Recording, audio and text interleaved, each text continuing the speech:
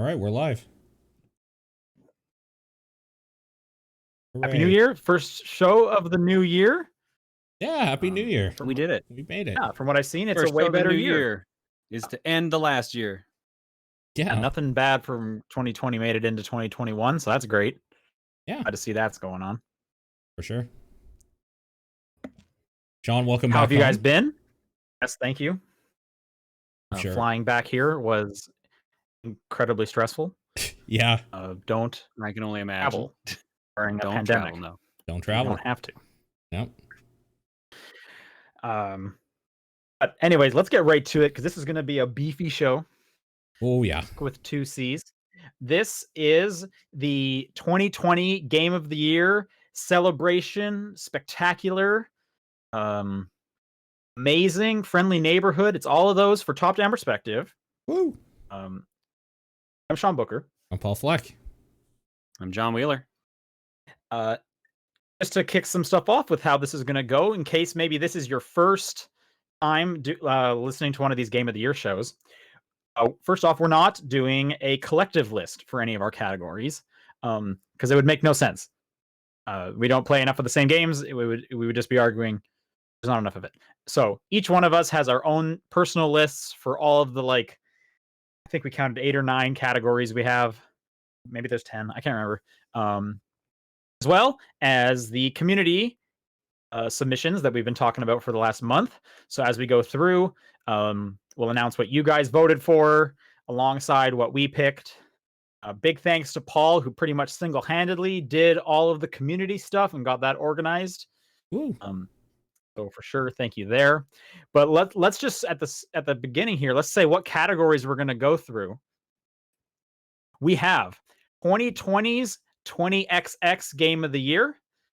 It's a game that did not come out in 2020 or 2019. We have 2020's 2019 Game of the Year, which is a game that came out in 2019. We have Most Disappointing, Biggest Surprise, Audio of the Year, Patreon Game of the Year. Then we have our big Game of the Year list. That's the only list we'll have 10 full games for. We'll then have some honorable mentions, a bunch of games we wish we could have gotten to. Then we're going to guess what our 2021 Game of the Year is, based on the information we have at our disposal. Yeah.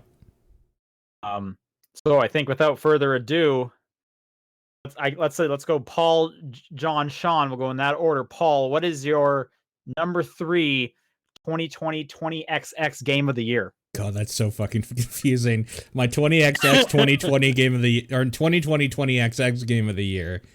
Third place was Jimmy and the Pulsating Mass, a game that I was never going to play because I thought it looked stupid as hell. Patreon made us play it. I fell in love with it and played a whole shitload of that game. I really, really enjoyed that game a lot. Right on. I guess thanks whoever made us do that. I don't remember who it was, but yeah, no, for sure. On. My number 3 for 2020's 20XX Game of the Year. Lords of Thunder for the TurboGrafx CD and the Sega CD. This is a shmup where you just run around as an armor dude with a sword. You have different types of armor you can put on, but the main reason this one made the list is because the soundtrack is absolutely incredible. And both versions have slightly different ones, so you can find which one you prefer out of the two. TurboGrafx CD was my favorite of the two. But yeah, no, it's a solid shmup with some fun gameplay and really good music. All right, Sean, what about you? My number 3 is new Super Lucky's Tale. Okay. I'm in fact still kind of playing through this right now. It has just been kind of a great palate cleanser between games. It's not hard. The levels are just difficult enough to be engaging, and it's just a decent, solid platformer that I could kind of go into at any point, and I appreciated that. Okay. And the community's number 3 20XX 2020 Game of the Year was Celeste. Awesome choice. For sure. Okay, so number 2 for me. Go on, Paul, you're next. This was a year that I was asked to play Mega Man 0 because I had never played them before. So I just put the Mega Man 0/ZX Legacy, even though I only mean Mega Man 0, 1, 2, 3, and 4, because those are the ones I played this year. that still works. Still works. That came out this year.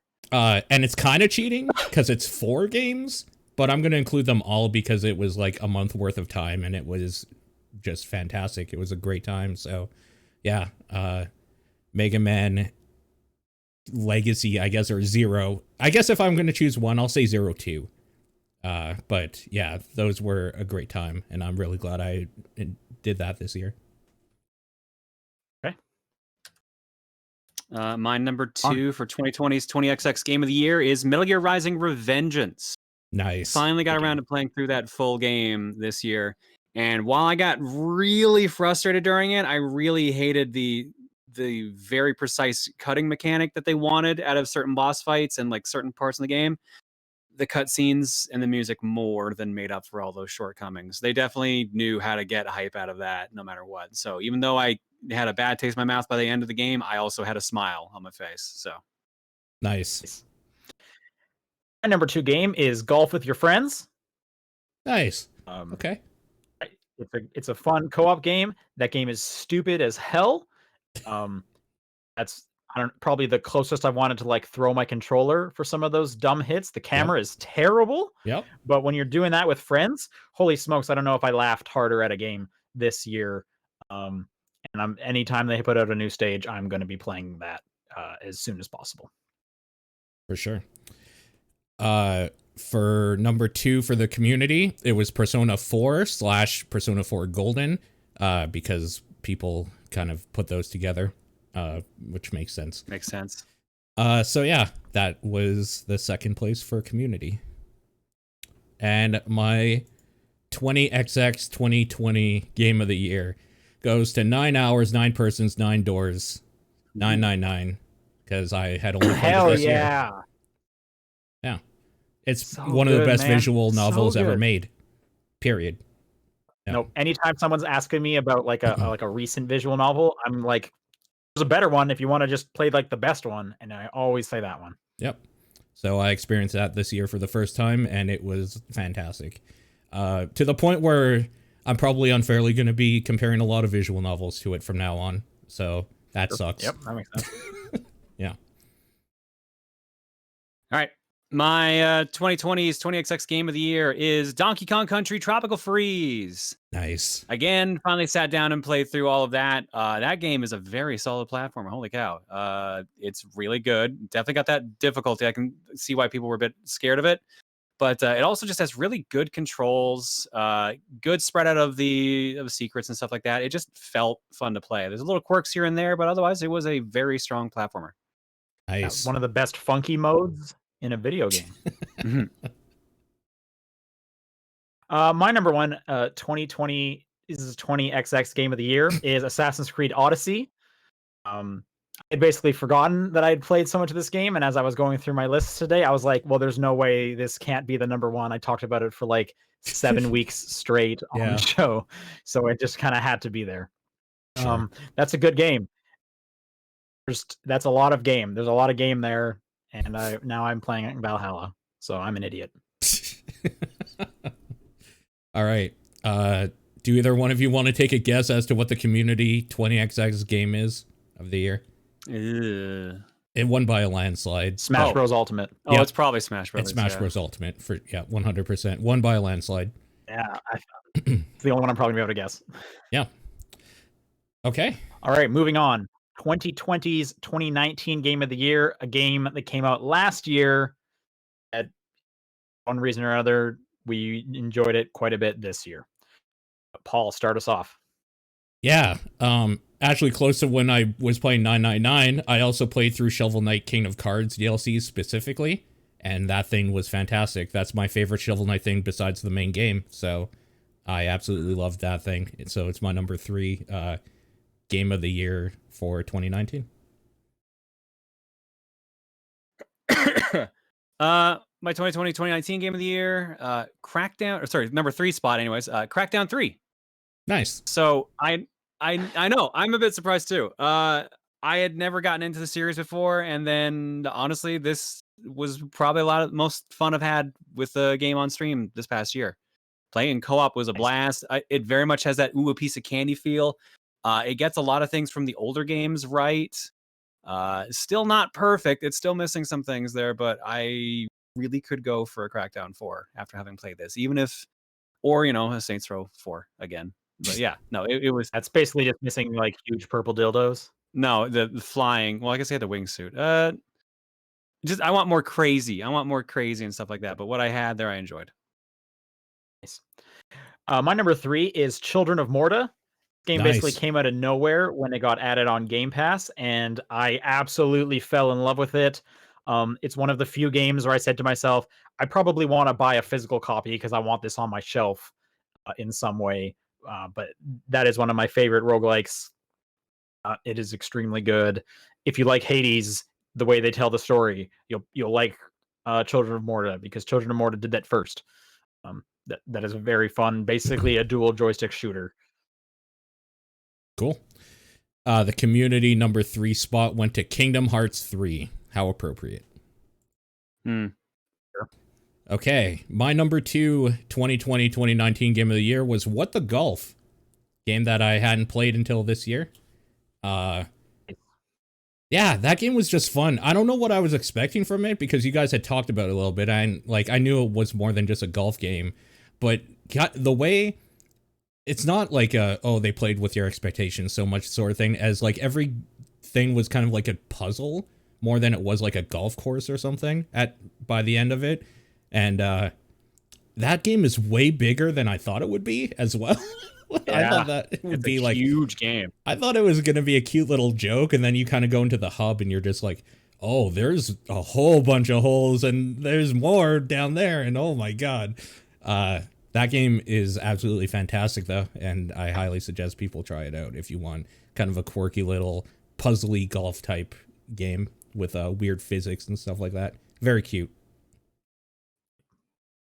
All right, my number 2 for games that came out last year is Blaster Master Zero 2.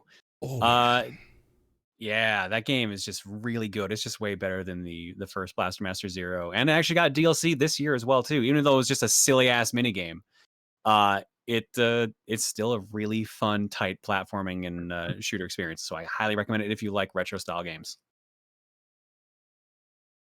And my number 2 is Control. I did the thing I pretty much never do, is I played through that game start to finish again this year. I wanted to play it on Xbox, and wanted to do that in time for the DLC, so I went through all of that as well. And Control is still just so incredibly good. Holy smokes, I just love being in that game and reading weird little stories that are happening, and I can't wait to see what Remedy's doing next. Totally. All right, the second spot was a tie between Pokemon Sword and Shield and Super Mario Maker 2 for the community. Makes sense. Yep. Okay. All right.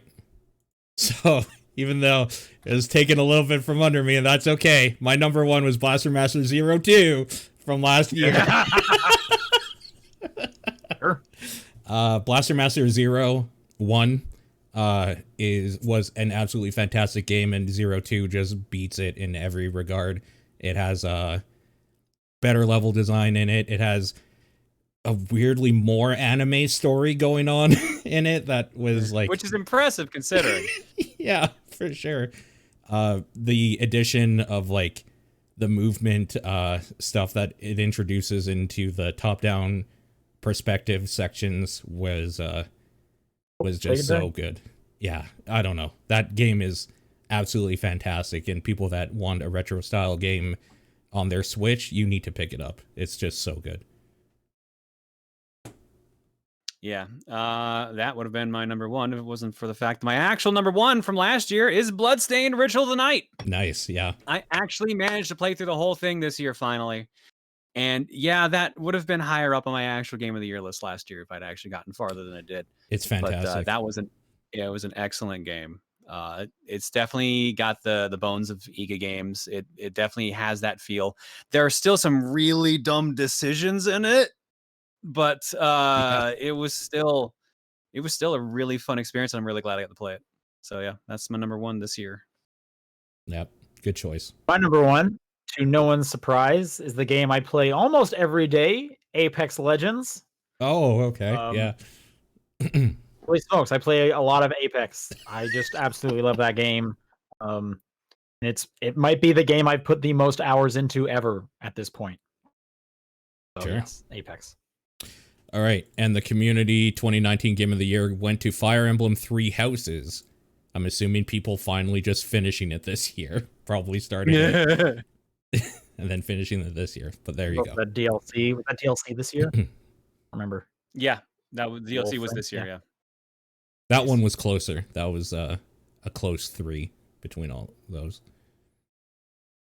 Our next category is disappointing game of the year. These are games that, for one reason or another, we had high expectations for, and they fell flat. There was quite a bit of distance between our expectations and what we actually got out of them. All. Yeah. So my disappointing games are a little weird. My third one is Spelunky 2.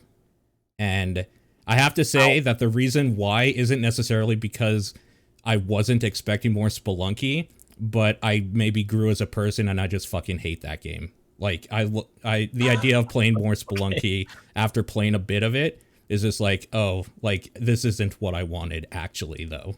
Like I didn't want more Spelunky, I guess. Okay. I wanted like an evolution of it or something, and this is just more of that other thing and I don't like it. So, it was a bummer. Sure. Give me one sec. Mhm. All right, my number 3 most disappointing of the year was Marvel's Avengers. Even though I had low expectations for that to begin with, it somehow went below them, which is impressive. Sure. I really thought, like, since they were just coming off the high of like the movie chronologically, like that whole giant collection of movies finally ending, this would be the perfect time to do it.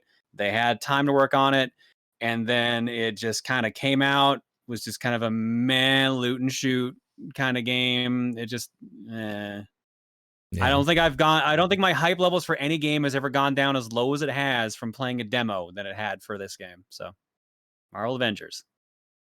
Yeah. That was close to my list, but not quite there. My number 3 is Pokemon Sword and Shield's first DLC, Isle of Armor. Okay. I was quite excited for them when they announced the expansion pass and getting some DLC. That's a cool thing. They haven't done really like a DLC paid content thing for Pokemon before. It allowed me to play more Pokemon without having to buy like that third version, which I would have just never done. So that was very exciting that they went down this path.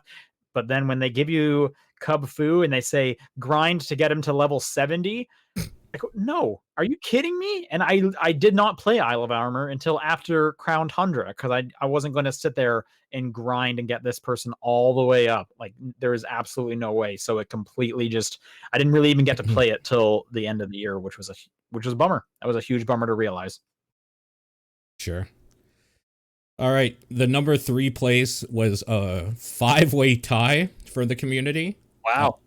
Between Warcraft 3 Reforged, Doom Eternal, Paper Mario the Origami King, The Last of Us Part 2, and Final Fantasy VII Remake. Wow, there's a lot of games on there I would not have expected to be disappointing. Okay. Sure. So, for people that think your vote doesn't count, for community survey, it totally does. You could have broken that. Yep. 5-way tie, Jesus. They're all the exact same amount of points for the third place. My second most disappointing game was Marvel's Avengers. As somebody who liked that campaign mode, that game, as soon as you're done the campaign, is fucking trash, and it is not worth $80 Canadian. Even the fact that like they haven't added in the things that they said they were going to add in, like Kate Bishop's not in there yet. They haven't added not in there yet. They haven't added any in-game stuff, end-game stuff, except for like the stupid hive mode or whatever, where you just keep fighting until you lose, essentially. Like, fuck that game, dude. That it had so much potential, and like parts of it were fun, but it's just muddled with weird multiplayer stuff when they could have focused on really, really cool set pieces. Yeah, what a disappointment. Holy crap. All right, my number 2 is Battletoads 2020. Sure. I Yeah, I'm a Battletoads fan, so it's not a surprise that I was excited for this release. But like everyone kept saying, even like in preview builds, like it was disappointing. And the comedy, the writing was actually fun. I enjoyed the writing. Yep. The cutscenes were great. It definitely felt like as a cartoon, it would have done really well, and it definitely felt like that's what they wanted to make because the gameplay was scattershot at best. The beat 'em up sections were just boring. The turbo tunnel scenes were good. But just like some of the other segments dragged on. There's like 3 or 4 chapters, and I think like 2 of them straight up just don't have beat 'em up sections. It's just they couldn't figure out what game they wanted to make, and it shows because like by the third act or whatever it was, I was just like, why am I still playing this? So yeah, that's my number 2. Yep.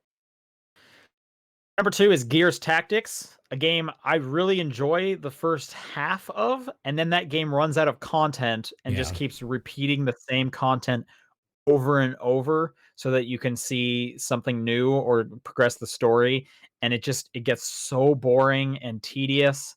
Part of me does still want to go back and try it on since it's now on the Series X. I also know that on the Series X they added in the robot buddy as an always like companion, so you basically get an additional character that like can't get hurt to help you at all times. But my assumption is I won't get access to that since I'm playing like an older version. I doubt that could just be dropped in halfway through. I don't know. I need to look into that. But I just went from like really enjoying that game to just falling so flat halfway through, and that's a bummer.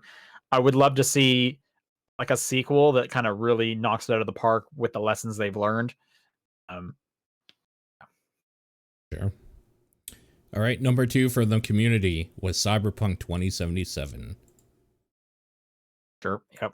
I'm almost surprised that's not the number 1, but I'm real curious what the number 1 is now. Well, let me change your surprise because my most disappointing game is Cyberpunk 2077.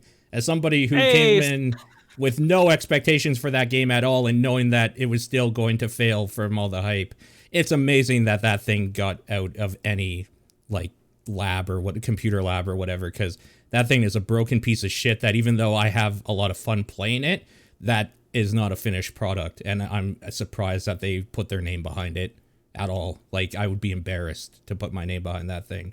It is so not finished and broken, even in like the most basic of ways, that it's an embarrassment. Honestly, I can't believe that thing's out there. And the fact that they sold it for full price to people and then pulled it off the store because they sold it on things that can't run it. Holy shit. Jesus, man. They should feel so bad about that thing. Well, I'm sure they do. Yeah. I'm sure they do. And I like that game. I have fun with it. But man, holy shit. Yeah.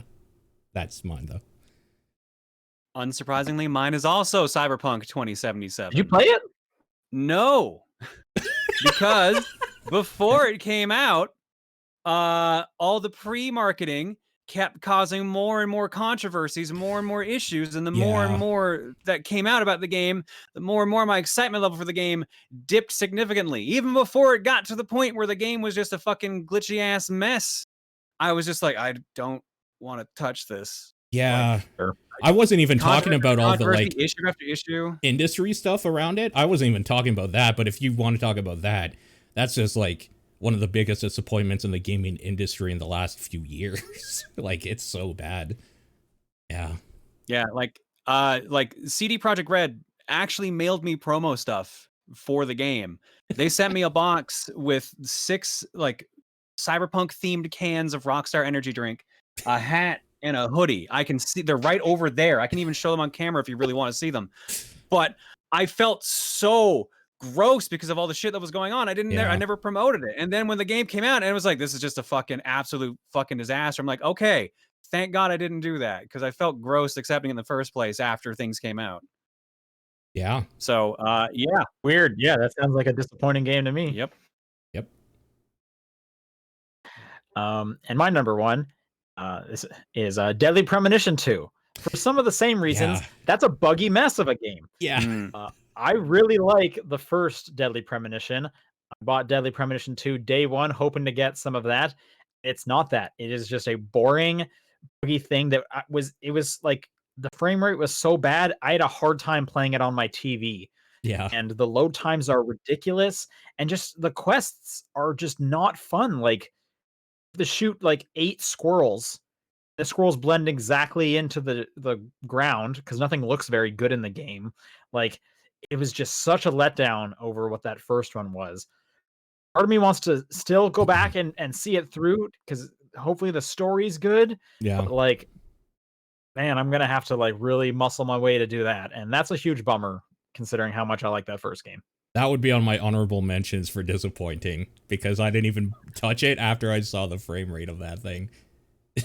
I bought it and I just like was like, oh, I'm not playing that after I saw a little bit of video. All right. And the community most disappointing game is Super Mario 3D All-Stars. Yeah, that makes sense. What was their number 2? Was it Okay, Cyberpunk? sure. Cyberpunk was their number 2, yeah. All right. Basically the opposite category, best surprise of the year. This is a game that you had pretty much no expectations, no high expectations at the very least. But having played it, you came out of it being completely surprised in a positive way. And that's what these games are. Yeah.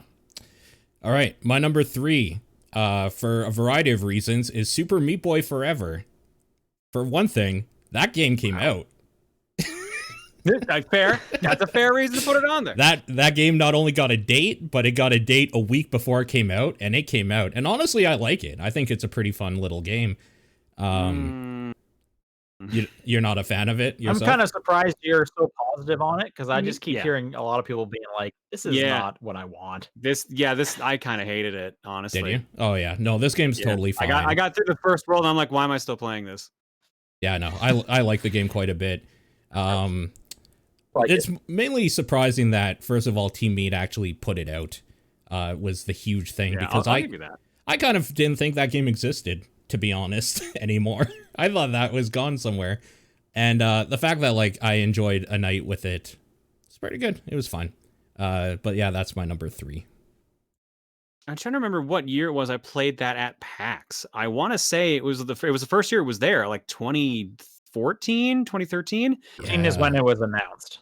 Yeah. And then like I played it like a week ago or like this past week, and it's like, this is the exact same game that I played 6 years ago. It controls the exact same, and I still don't like it as much as I did back then. So yeah, I don't understand what took them so long. Like, I wonder if it was like a legal battle. I don't think it's that. I think it's literally they bit off more than they can chew. It's they yeah, maybe. Ironically, they did what happens when anyone names their fucking game something forever. They keep reiterating on it and delaying it numerous times. Yeah. I don't know if just putting the name forever in your game seems to just curse it based off of Duke Nukem, but yeah. Yeah, true. Like you can tell like the randomized world definitely does not have the same amount of love that the original Super Meat Boy did. Sure. Also, also all the procedural generation, like what's the point? You're not going to see that unless you like start new games. But who would do that? Who's going to like make a new save file every time? It's weird. It definitely feels like a game from 2014 though, because like runners don't really come out anymore. That kind of stopped. Yeah. Like except for like maybe like the Bit Trip runner and Runner 3, even that's a few years old. Runners are just kind of an old thing at this point, so it kind of feels like an old game. Forever was originally supposed to be a mobile game, right? Yes. Yeah, and you could see how it could easily work on phones. I'm curious. Yeah, it's one button. Why the Switch? Yeah. My number 3 surprise of the year, Clubhouse Games. I was not expecting to like this game as much as I did. Even though it's just a game of other games you know of, like the net play was good. I've only had one issue with it, and that was when we streamed it last week. And that was when we had 4 people in the game and Nintendo had server issues. So it was laggy, but every other time I've played it online, it's been great. The games are fun. They've got just enough charm to them, and it's just a fun thing to have around when you have people over. So yeah, my surprise number 3. Nice. My number 3 surprise is Ghost of Tsushima. It's basically a knockoff of Assassin's Creed, and I played a lot of Assassin's Creed.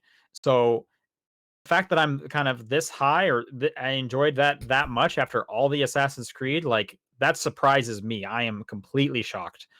And then it's not even from the Ubisoft team. Like they they took the Assassin's Creed formula and they twisted it in a really fresh and brand new way, and I think that is the definition of a surprise. Sure. The community number 3 spot was split between 4: Animal Crossing New Horizons, Bugsnax, Among Us, and Paper Mario: The Origami King. I think that Paper Mario's on both of the lists. Yeah, that's how it usually goes. Yep, for sure. All right, number 2 surprising game is Resident Evil Resistance, that multiplayer thing that you can only get if you bought Resident Evil 3 Remake. That game was super, super fun. The biggest problem is that because it's not sold separately or a separate download, I can't get any fucking friends to play it with me. But playing it with randos is fine for a while. I don't know, that game's just funner than it has any right to be, honestly. And I feel it was kind of hampered by the fact that it's a multiplayer only thing paired with a game that is 4 hours long for $60 US. That thing should be separate, and people should be able to download it and play with their friends for like $10 or something, and then it would be an absolute steal. But I was surprised at how much I enjoyed that thing. Yeah, it's a good game. My number 2 for surprise of the year was Tony Hawk's Pro Skater 1 and 2. Yeah. Thank God, an actually playable one again. Yeah. Sure. I mean, that's really all I need to say. Totally. It got the feel back, which is something that they've struggled with for a long time. It kind of came out of nowhere. They seemed really confident about it when it was coming out, which is, iffy. But then everyone was like, no, they're actually right. This is actually legit, especially after 5. Like this year I played both 5 and 1+2, and they're night and day differences. Holy shit. 1 and 2 definitely worth your time. Yeah. Agreed. My number 2 is Minecraft Dungeons. Yeah. I had like less than 0 expectations for this game. I barely played Minecraft. But I had a lot of fun with this. Like, it's a totally good co-op game. It is something great just to chat with your friends while you're doing something with your hands in a game. It's totally serviceable. They keep putting a good deal of new stages and stuff in there. It's a solid little roguelike game. Yeah. All right. The second spot was split by 2 again for the community: Hades and Genshin Impact. Okay.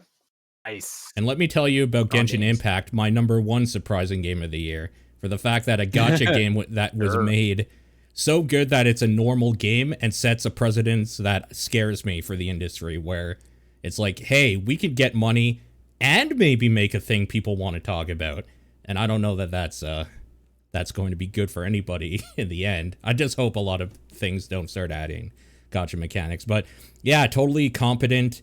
Breath of the Wild, like, if you want to call it that, just game with some cool combat that deals with the elemental rock paper scissors like thing of like fire being good against or water being good against fire and air being good against electricity and blah blah blah. Yeah, really, really cool game. Came out of nowhere, was huge, like absolutely huge. Yeah, just super surprising. Yep. It's probably never going to stop. No, probably not. My surprise for the year, again, a game that kind of came out of nowhere: Super Mario Brothers 35. Yeah. Okay. Again, Tetris 99 was my game of the year last year, so no surprise that I'd be really into a game that's very similar to that. They actually took Mario's engine in general and tweaked it just enough to make it feel just different enough, but also slightly better. I think I like the new physics better than the old physics. It's definitely like a cool idea, just with the chaos that comes from it everywhere. And I like the fact that they keep running special events to just keep mixing up how the game works. I just wish the game wasn't going to disappear at the end of March. Yeah. Mm-hmm. Yeah, I'm so curious what's going to happen with all those games at March. Like, are they actually going to do it, or are they going to be like, oh, we changed our minds? Yeah, I don't know. Yeah. My biggest surprise of the year is Paper Mario and the Origami King. I played the last few Paper Mario games. They're pretty bad. Usually way too long. Then this one came out and it was solid. I really enjoy the combat mechanic, making it into a puzzle game. That's right up my alley. Some really great writing.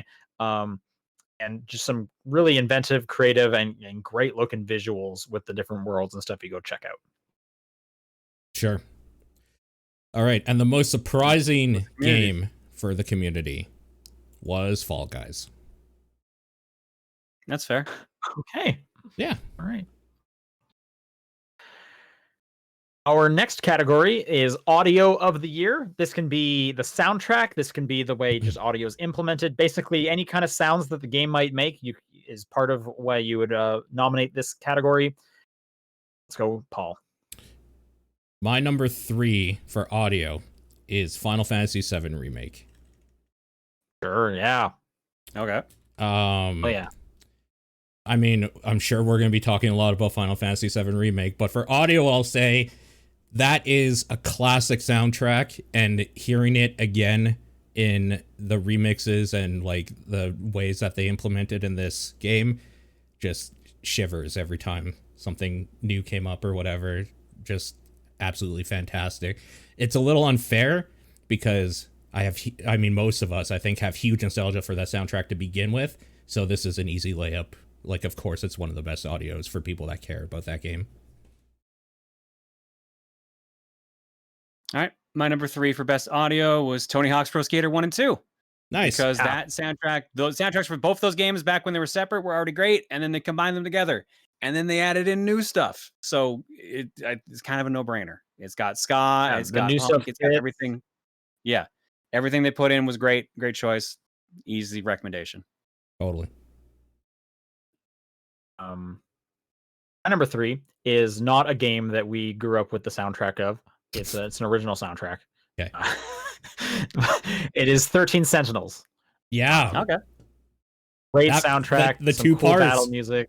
Yeah, there's two specific parts that are very good. Really, really good. Some of that first boss fight. Yeah. That the first final boss of World 1, that's such a great song. For all 3 of my games, I was listening to some of my top choices like while I was putting this list together. Yeah. 13 Sentinels is my number 3. Nice. Man, that makes me happy to hear. God, I love that game. Number 3 was Paper Mario: The Origami King from the community for best audio. That's fair. Yeah, I heard good things about it. So That soundtrack is really good. all right. Number 2, Doom Eternal, because that game is not Doom without that soundtrack and music. In fact, as a test one day when I was bored, I actually turned the music off and tried listening to a podcast, and that game sucks if you're not listening. If you're not listening to that music and like in that moment at that time, everything about like you need like some guitar solos. You need the guitars, you need the clunky guns, like when you're reloading, you need things squirming in the background and like things screaming as you shoot it. It's easily like Doom is its audio. There's only one other thing, obviously, that this year like really hit me harder, but man, Doom without its audio is so bad. It's like mostly that, so it had to be that. My number 2 for best audio is Hades. I just like the way Supergiant's always had a great soundtrack. Oh, their games have always had good music, but Hades just felt right. The levels for where they picked all the songs for each world, it just flows so well. It cuts perfectly from whenever you're ending a fight to go into just relax mode. It fits the tone perfectly. That credit song is incredible. There's just a lot of good stuff there. So that's my number 2. The VO in Hades is also great too. Zagreus does a fantastic job. That whole game sounds great. Yeah, bringing in like the voice actors and everything too is also definitely a super strong choice for audio. My number 2 for audio is Murder by Numbers. Ooh. Really like that theme song. I like the music during the puzzles, and I think that's kind of the big shining star there. Is if there's good music that you can listen to on repeat while doing the puzzle without going crazy. That's a hard thing to get, and I looked forward to a few of those songs every time. Murder by Numbers is just a really nicely presented game. Yeah, sure. Good choice. The community number 2 was Final Fantasy VII Remake. Sure. Nice. My best audio of 2020 was from Hades. And nice. I don't know what it is. The voice acting is all phenomenal. I think it's the way In the Blood hits during the credits is just like just like sent shivers down my spine, or the fact that like as you're fighting Hades himself, the music is like swelling, then the second phase comes in and it hits just so fucking hard. And then the third phase comes in with the extreme measures and it gets even harder and you're like, what's going on? And then it's over and then it's just silent for a second. Wait, we start talking about music? Huh? Yeah. Oh, never mind. Don't worry about it. Hades is punctuated by some of the best sound in video games this year, by far. And that's obviously not just the music. That voice acting is phenomenal. And when you know that it's like only a couple people doing some of the same people in the game, it's crazy. That game is just so good. All right. My number one for best audio of the year was Final Fantasy VII Remake. Again, it's probably the nostalgia that plays into this, but as someone who went through that game and wasn't really the most pumped about it, that audio shined right through. That soundtrack, all the covers it did are incredible. Like literally every moment I can think about that game that I like is tied to the music, bringing the whole thing together. It definitely kept me more invested. And honestly, I actually like the voices they gave everyone. Most of the main crew were really well voiced. Even though at the beginning of the game, I'm like, I don't think I'm going to like Cloud's voice. I hate how he's like voiced. And by the end, I'm like, they picked the perfect Cloud. They really did a great job. Like, and everyone, it just audio, voice acting, and music all together, definitely the strongest part of that package. So that's my number one. Mm-hmm. Good choice. And number one is also Final Fantasy VII Remake. Yeah. Pretty much for all the same reasons that have been said. The voice acting, I think, is great. I think some of the scripting or the lines that the actors are given are terrible. Yeah. But no denying that. But the voices match, which is a hard thing to do. You're looking at a 20-year-old game, and it's like we gotta now like adding a voice to them is almost reinventing them in some way. Like, and I think I liked everyone they added. That gym song when you're doing like the pull-ups or the squats is so good for one of the just silliest things. And yeah, those boss fights, you're taking all these songs that we love and then they remix them and they're hitting at the exact moments when the forms are changing. It's a great soundtrack. Yeah, it absolutely is. Can I give a quick shout out to something that almost made my list but didn't? I gotta say Streets of Rage 4 has one of the best soundtracks to just listen to, an original soundtrack of this year, but it's not as good as everything else. Yeah, I definitely wouldn't take my top three for me either. That soundtrack, I got so mixed feelings on that because the first couple stages are just kind of meh for the soundtrack, and I absolutely despise the sound, the end of stage jingle versus the old one. Like, I just hate how or whatever. Yeah, like how it's not in the new one, and it just sounds so weird by comparison. But like after like stage 3 or 4, that soundtrack fucking runs. Yeah, it does. Specifically, I can't remember what it is, but you start in the sauna and then you go to the elevator and then you fight Max at the top. Oh, that's a good one. That track. I was thinking the that track.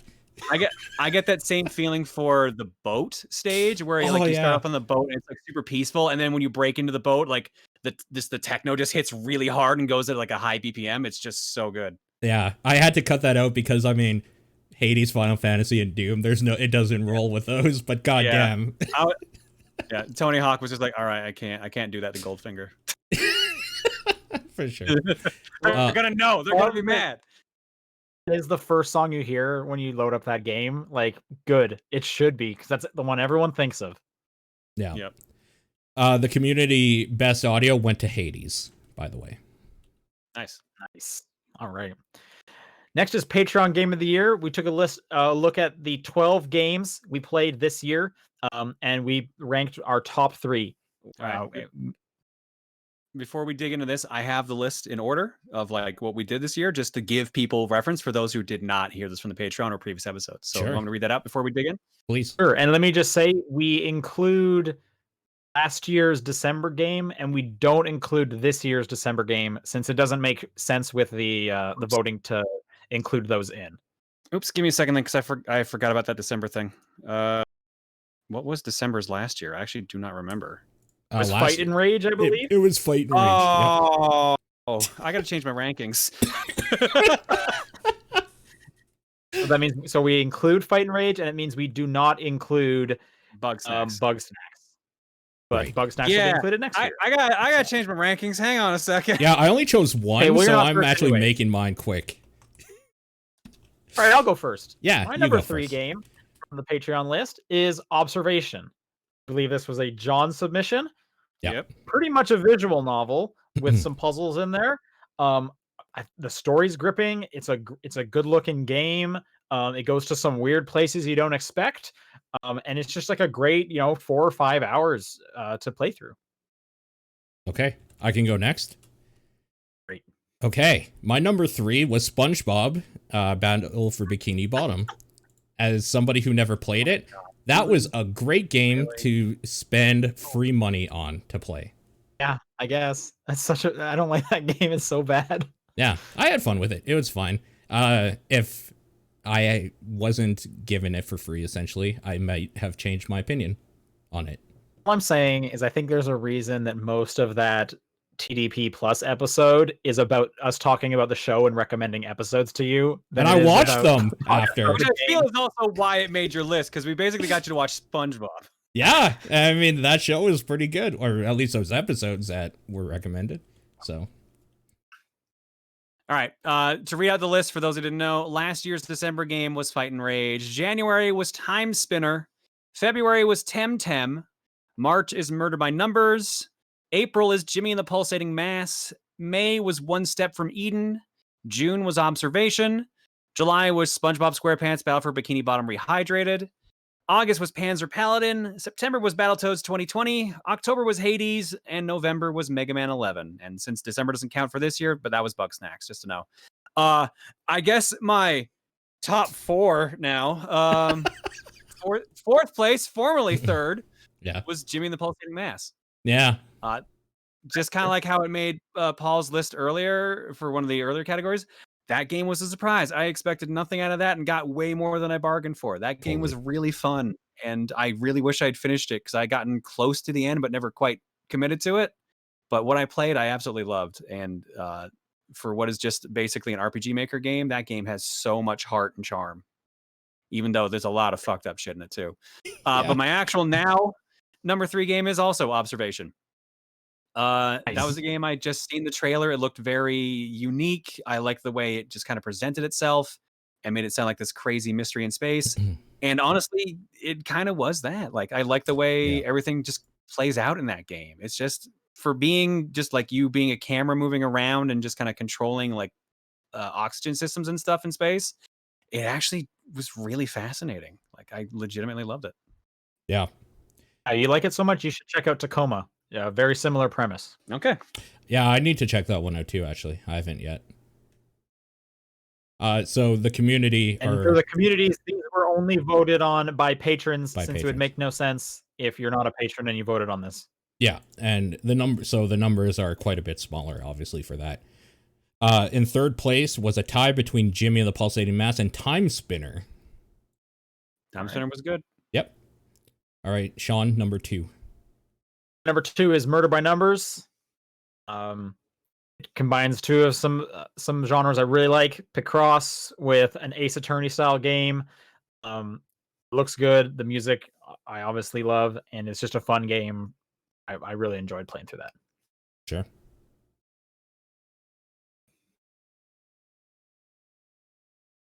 All right, John, number 2. Oh, right. We're in like a weird order now. That's why. Yeah, sorry. My number 2 for Patreon Game of the Year was Fight and Rage. Now that I know that I can put it on the list. That's just like my favorite beat 'em up now. It's just the combat feels so fluid. It's 3 players. It's got branching paths and different stages you can go through. It just feels it. Honestly, I love this game more than I did Streets of Rage 4. This is a better beat 'em up than Streets of Rage 4 in my mind. Like, how was it made by one person? Like, what? That's the thing, too. It's just one dude, and he basically nailed the genre down perfectly. It's crazy. So well done. Yeah, it is. It's got so many unlocks in it, too. I think we were all pretty cold on it when we played. No, through I loved it. Month. I loved it. I think we liked it. I don't remember us. Okay, I remember you specifically being really mad about the Doberman guards. The Doberman guards suck. Yeah, there's no denying that. Totally. But like I basically said after the first playthrough, that game, the more you play that game, the better it gets. I think is what my end was. So I loved the game by the end. So that's why it's on my number 2. Sure. My number 2 is Jimmy and the Pulsating Mass, for the reasons that I said before. That thing looked like a piece of shit from the screenshots, but man, is that a really, really good game. Like, wow. That is like the definition of you should not judge a game by how it looks. You gotta play that shit. Yep. Because, damn. Yeah. Number 2 for the patrons was Murder by Numbers. Sean, what was your number 1? My number 1 was Hades. By far, out of the Patreon games, I like this game the most. Plays great. You know, we've already talked about Hades quite a bit. Sounds great, looks great. There's a ton of replay value, but yes, easily my favorite game we played on TDP Plus this year. Sure. John? My number 1 was also Hades. Same reasons. Great game, great audio, great ideas, just an overall fantastic package that I have to recommend. Sure. My number 1 was Murder by Numbers because, like, game TDP. So I look at TDP Plus as ways that I probably wouldn't have played the game. I had been playing Hades by this time. Like that makes sense. TDP Plus had no like bearing on my thing at all. I knew I was probably going to get Murdered by Numbers, but the fact that like we basically could for free because of the patrons was just super good. I really like that it kind of forced me to play more and more of that game because I like to take my time with Picross, and there's enough story in there that I felt like it was warranted that like I had to play through this whole thing within a month or whatever, and it kept me going through it. Yeah, I just really liked that game quite a bit. And it should be no surprise that the number 1 by the biggest landslide I think I've ever seen on the patron poll is Hades. It's such a landslide that Hades makes up like 60% of all the votes. Damn. Yeah. Nice. So, thank you to everybody who votes in that, by the way. Appreciate it. Yep. Okay. All right, it's time for the big list. We're now doing Game of the Year. We each of us have a top 10 list. We'll be going from 10 to 1. Of course, the community votes will be put in there as well. Yep. Let's go back in correct order. Paul, start us off. My number 10 for 2020 was Ori and the Will of the Wisps. Just a absolutely fantastic time. I really like Ori and the Blind Forest. This trumps it in every way. It still obviously has its problems, but all in all, I really like the presentation of that game. I like just at a visceral level how it looks. I really like looking at it. Metroidvania games always probably rank higher for me than they should normally because they're one of my favorite genres. So yeah, I don't know. I just really, really liked Ori and the Will of the Wisp and going through and doing 100% in it, and yeah, loving every minute of it. Cool. My number 10 was Animal Crossing New Horizons. And I'm going to be real, this probably mainly made the list because it was just the zeitgeist. It had hit at the right time, just as the pandemic was starting. Yep. Everyone was getting into it at the same time. It set records, and it was the first Animal Crossing that finally got its hooks in me. So it was nice playing the game along with all my other friends and just experiencing that. And I went harder on that one than I've gone on any attempt previously to like an Animal Crossing game. So it was just fun. It was lacking in content, which they've made up for more so now, but still, like, I still feel like I got my fill of that one, even though it's a game I can just load up and just kind of play whenever I want. But yeah, no, Animal Crossing, a nice chill time that finally worked its way into my gaming catalog. My number 10 is The Last of Us Part 2. I think that game just looks gorgeous. That is easily one of the nicest looking games. I enjoy the story. I think it gets a little weird at the very end, but I like the adventure you go on with Ellie, and Abby as a character is great. I loved kind of the mystery of it and what's going on. There's some really cool highs in that game. And I like, it is a fantastic kind of blockbustery thing that I had a good time with. Okay. Number 10 was split between 2 games for the community: Genshin Impact and Tony Hawk's Pro Skater 1 and 2. Okay. Number 9, Doom Eternal. This would have probably ranked higher if they hadn't done some of the decisions they did. Like, the platforming in that game was overdone and the worst part of it. But at the end of the day, it's Doom. It's one of my favorite series, especially with like the revival that they did in 2016. This is just kind of like the bigger version of that, with same type of music, just crunching away while you're killing a whole bunch of things on the screen. The DLC was one of the hardest things I've played this year. Just absolutely fucking brutal. But yeah, I really, really love the murder puzzle that is Doom, and having more of that this year was super, super fun. One of the top 10 best times of the year, one would say, even. So yeah, that's me. Sure. Number 9. All right. My number 9 was Ori and the Will of the Wisps. Nice. Definitely the better of the two Ori games. They kind of solved a lot of things from the previous game. They still got some things wrong, which is why it's lower on the list. Sure. I hate they put in more chase sequences again, which was definitely like my least favorite thing about Ori. But they put in some boss fights, and honestly, the boss fights were interesting. The combat change and the different styles of combat you could do were way more than I expected from Ori after the first one, where the combat was like basically barely there.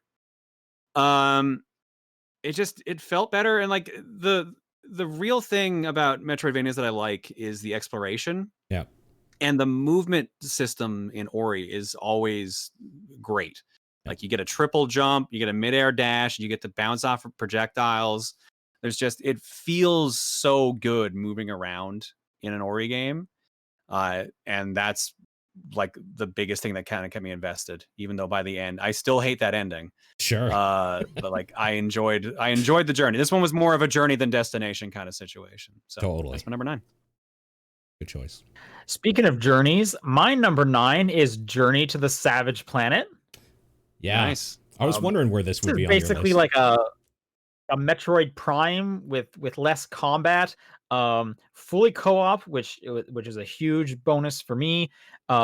It's just a fun little exploration puzzle game. You go to a bunch of different planets, you upgrade your ship, you get cool jetpacks and weird grapple hooks and stuff, and you're blowing up enemies. No one really talked about this game, but it even came out with some DLC that was pretty enjoyable. If you like Metroid Prime, you should definitely give this a shot. It's on Game Pass, so like, why not? But Journey to the Savage Planet, fantastic co-op game. Sure.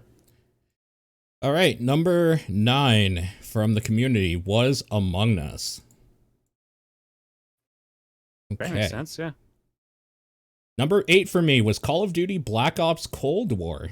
It had to rank a little bit higher than Doom because the one thing. Me too. Nice. That's not. The one thing that Call of Duty does like better than most games, honestly, is its shooting. Shooting's solid, obviously.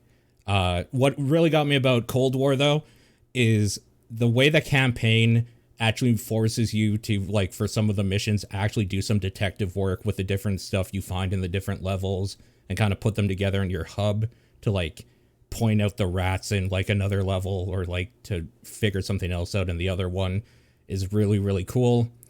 The story stuff is pretty good, and that ending is just fucking spectacular.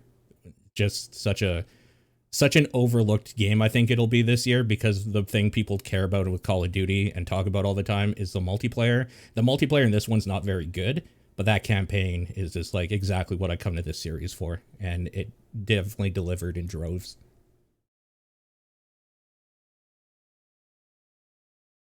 All right. My number 8 was Tony Hawk's Pro Skater 1 and 2. Like I said earlier, it's Tony Hawk. It's back. It's comforting. That's no other better way to describe it than comforting, because it just kind of got everything that was good about the series and brought it back and just give you more of it. It's really well done. It feels heartfelt from people who really enjoyed the series and worked on previous games. And if you like Tony Hawk or liked it growing up, get this. There's no questioning it. Yep, agreed. My number 8 is Spiritfarer. Okay. I've been looking forward to this game for quite a while. I think it looks fantastic. The animation is so well done, and it's just like it's a really touching story. The characters are very enjoyable to hang out with. There's a hug button. That's always great. I don't know any game with a hug button that's not great. But some of those character designs are just so cool. Traveling the world is fun. The mini games are enjoyable. There's a lot of cool moments in that game. Um, yeah, like I said, and that ending, like what a great story. Just such a heartfelt, touching story. They just knocked that out of the park with the presentation and delivery of that. Sure. All right, number 8 from the community was Murder by Numbers. All right, number 7 for me was Spider-Man Miles Morales. Although short, I mean Spider-Man, Marvel Spider-Man or whatever, Spider-Man from like the full game. That was close to my game of the year that year that it came out. This is just more of that. I kind of enjoyed that it was a smaller scope thing, because I was like, I like that I could play it, just kind of get in and out, get a nice little story with Miles. I like the whole feel of all the people like in his life and stuff, like the deaf girl that does the mural, Miles is his a smaller family. scope Spider-Man. Like it makes sense. Yeah. Yeah, and I don't know, just everything about that it just felt like a nice, like, comfy Christmas time game that was super fun, didn't outstay its welcome, and yeah, I was super stoked to play it. My number 7 was Clubhouse Games, 51 Worldwide Classics. Again, just a good collection of games that played well. You could play it online with friends. And it was just nice being able to play stuff like Mastermind, Connect 4, Uno, and other games that you can't legally say the marketable names of. I don't know, it's just a fun collection that's just good to play with friends and just good to chill and relax and just shoot the shit. Totally. My number 7 is also Spider-Man Miles Morales. For a lot of the same reasons. That is a warm game. Like I think of that dinner scene, and it's so nice to be in. They do such a good job creating that apartment. It was also kind of like the big showcase for my new PS5, so that made it extra exciting.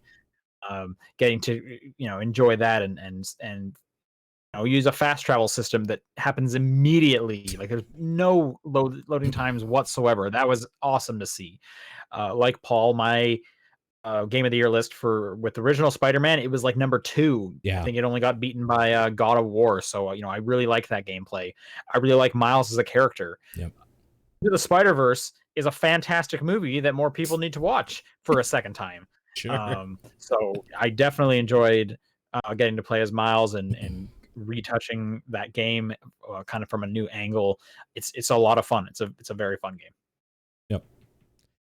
Number 7 from the community was Xenoblade Chronicles Definitive Edition. Had a feeling to be there somewhere. Yeah. I forgot that even came out, honestly, but a lot of people voted for that one, so there you go. All right, number 6, Tony Hawk's Pro Skater 1 and 2. That game should not be as good as it is because it's been proven that they can't do that game again with the many times that they tried, but somehow they found people that actually knows what made those games fun back in the day, and they redid it. I don't know how. It's just magic. It like in this list, it's probably the most fun I had out of a game this year. Just loading it up, just being like, okay, what skater do we have? All right, let's go with this guy. Let's do all his challenges. That's what we're doing today. And yeah, absolutely fantastic game. Made me feel like a kid again. And it's really hard for games to get that feel where it feels like the first time you're playing them all over again. It's just so happy. I went back and tried Tony Hawk HD or whatever after playing this a bunch, and man, that game is fucking garbage. Wow. They got it so wrong. And like, I remember being like, no, it's okay. It's an okay approximation. No, I was apparently being too like generous because Pro Skater 1 and 2 feels like how those games used to. HD feels like the worst thing I've ever played. It's so bad. But yeah, I love that game. For all the reasons John said earlier. All right. my number 6 is Shantae and the Seven Sirens. Nice. Again, kind of a comfort series in a way. Shantae games are basically like pretty chill, relaxing Metroidvanias. They've always got good music. They've always got pretty simple but fun gameplay, fun presentation. They just kind of get that feeling right. They're a bit more simple, like I said, than compared to Ori. But it's basically one of those series I know I can pick up a game. You're like, I know I'm going to enjoy this. I know this game's going to be fun, so it's worth going into. And sure enough, digging into Seven Sirens was a blast. So, Yeah. And once again, just like Paul, my number 6 is Tony Hawk's Pro Skater Weird. 1+2. wow, weirdly in sync. That is weird. I mean, after this, there's no way we're going to be as in sync, I can say. Yeah, Oh. same reasons as the other guys. That is just a complete nostalgia trip that they put the appropriate amount of respect into, to the point of like the skaters are the current ages they are. Yeah. Like that just seems like a nice little like love message to those specific people. You know, these games we grew up with, we're older too. That's just kind of a nice touch that I really appreciated. Yeah, the soundtrack is great. It's everything you remember. The new stuff I like quite a bit. Fits right in. I even put some of those songs on my phone.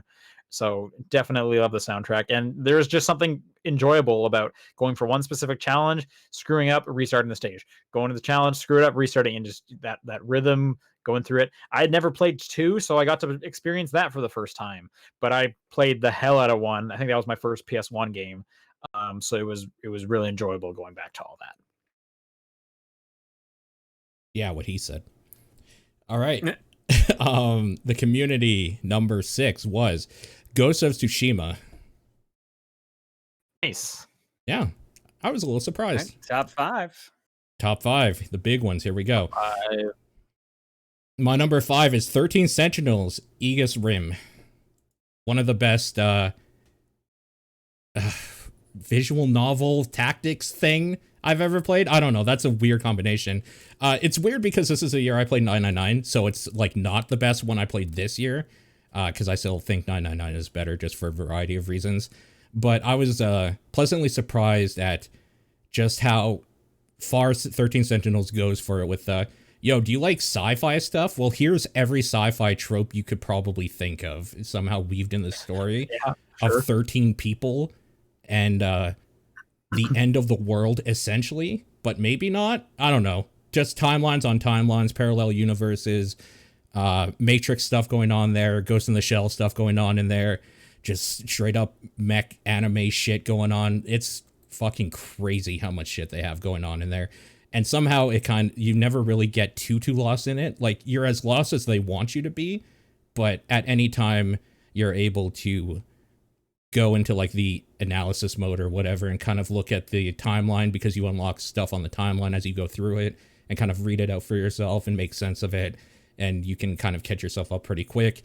And even though like the story stuff is really the stuff I really liked in this game, I really, really, really enjoyed the combat stuff as well. I thought it was super fun just doing this weird tactics game with like a million things attacking you. I guess the biggest problem I had with it is that I kind of wish like I actually saw the mech. Like, I kind of wish it wasn't just placeholder art essentially for where your guys are and like what way they're shooting and like where things are. Kind of wish there was kind of like a zoom in feature or something.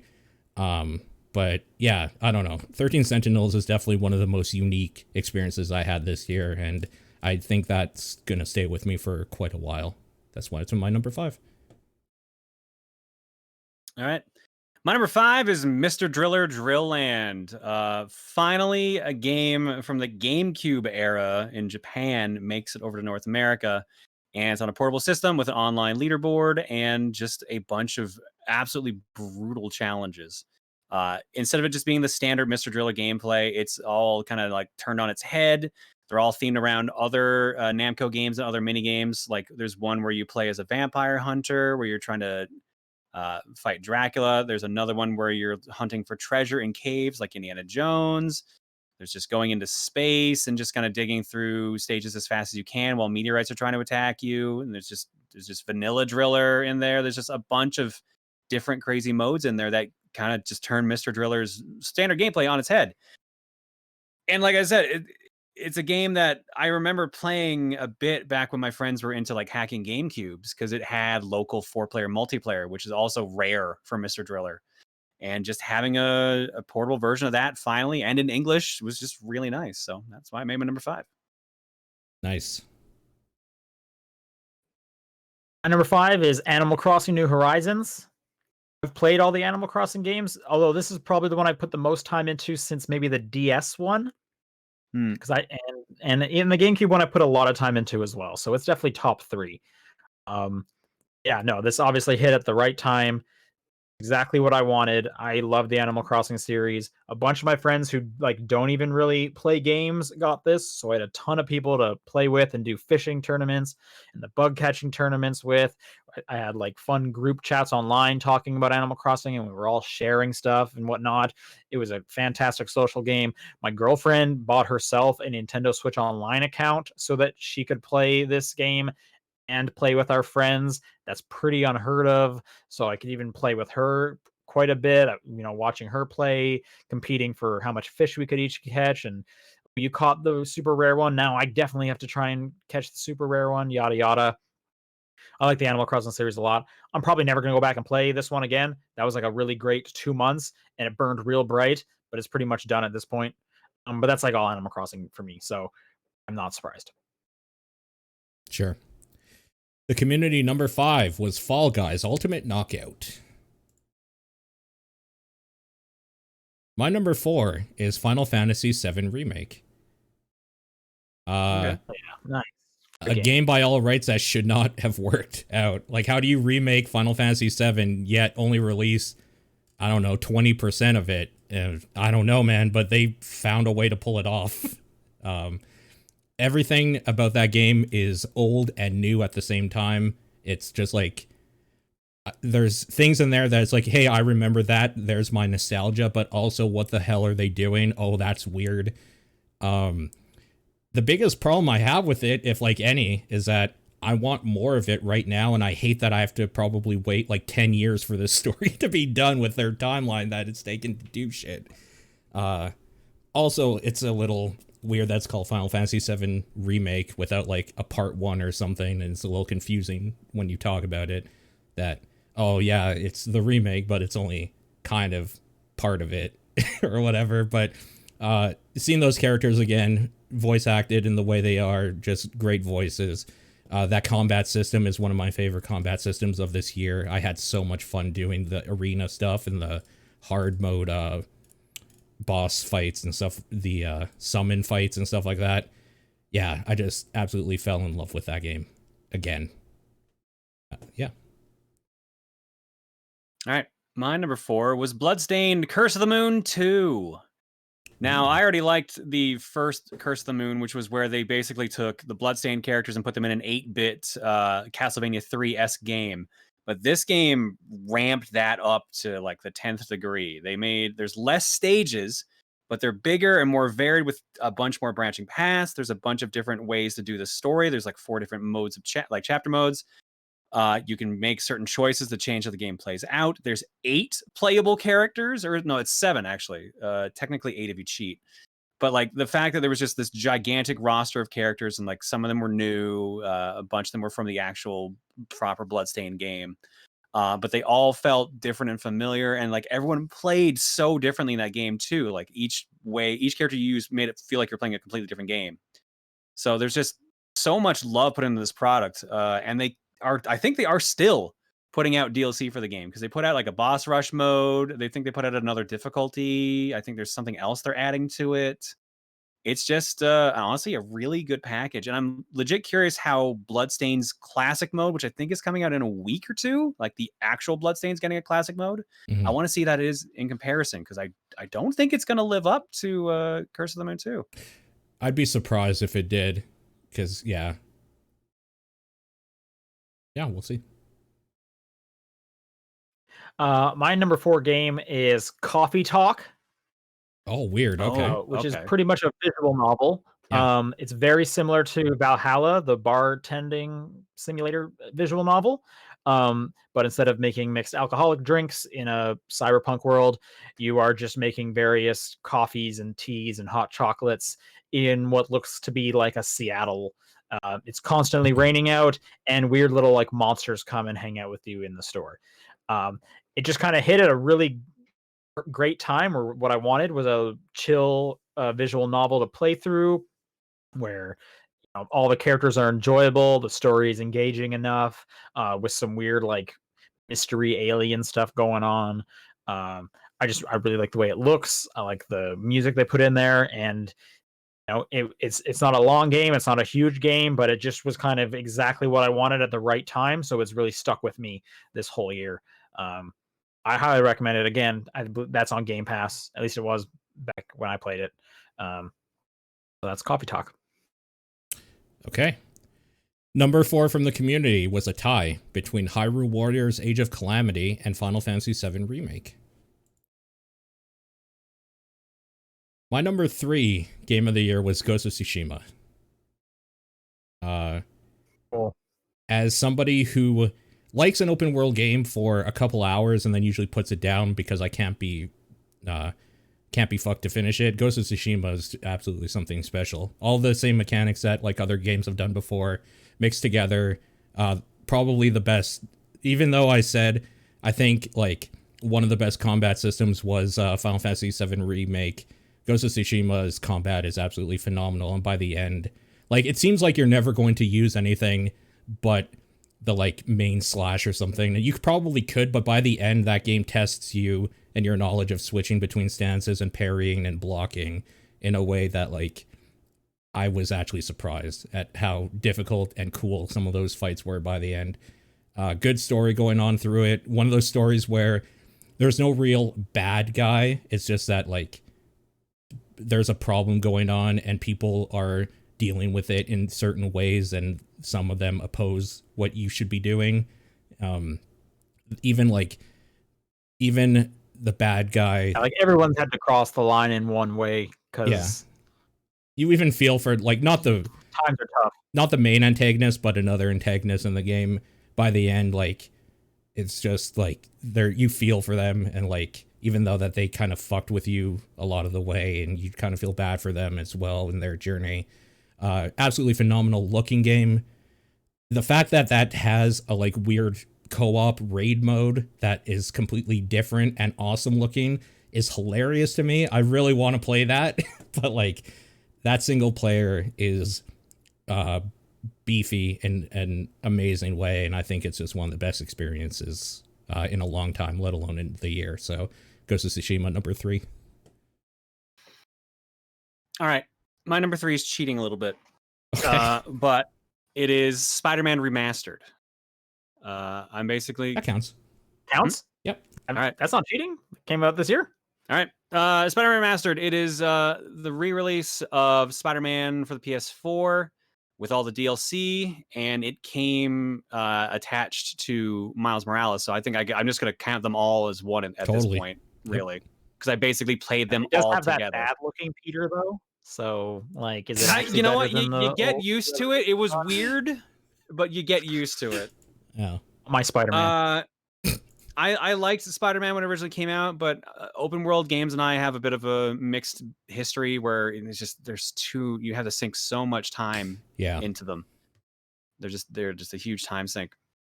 But the remastered actually hit at the right time because I was trying to keep myself out of the office more to kind of give myself more time to recharge my batteries. And as a result, I needed a game to dig into. I was like, oh, hey, there's Miles and there's the original. And I had never finished the original, so let's get into that. So brand new PS5. Pretty much, exactly. And thanks to being the PS5, there were like next to no loading times. It was crazy how fast things ran on that compared to the PS4. Now, the remastered was ridiculously glitchy when I played through it. Yeah, that's. They've been patching it since, so it's probably fixed a lot of it. But honestly, some of those glitches were so funny, it kind of added to the experience. I tweeted out a lot of them as I was playing through the game. But like, I always love Peter's story. I like this version of the story. It's interesting seeing the deterioration of the relationships that Peter has with people, because it's the shitty side about being like a hero and stuff like that, is like not being able to save those close to you, in either as yourself or as the hero version of yourself. I've always loved Spider-Man in general because of parts like that, and just Insomniac just nailed that. J. Jonah Jameson podcasts. JJ's podcast, it just what an asshole, but like it's just entertaining so being good. mad at him basically. The DLC for the game not as good, but I was extremely happy to see Felicia Hardy, a Black Cat. She's one of my favorite Spider-Man characters. So just seeing her and Peter interact was just like so great, because that was one of my favorite things from like the early 90s Spider-Man cartoon, was when they had that there.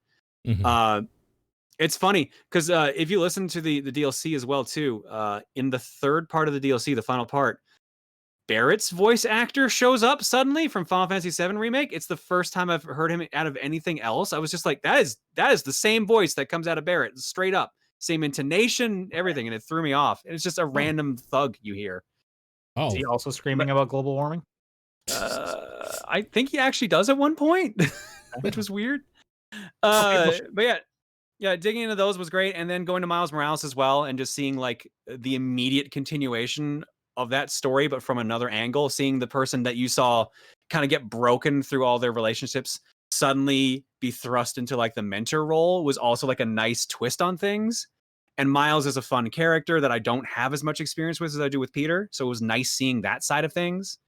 Miles has so many like improvements overall over the original, but like I don't know what it is about it. I just felt I resonated more with the original. Sure. Just in general, I guess because of the history I have with Peter at this point.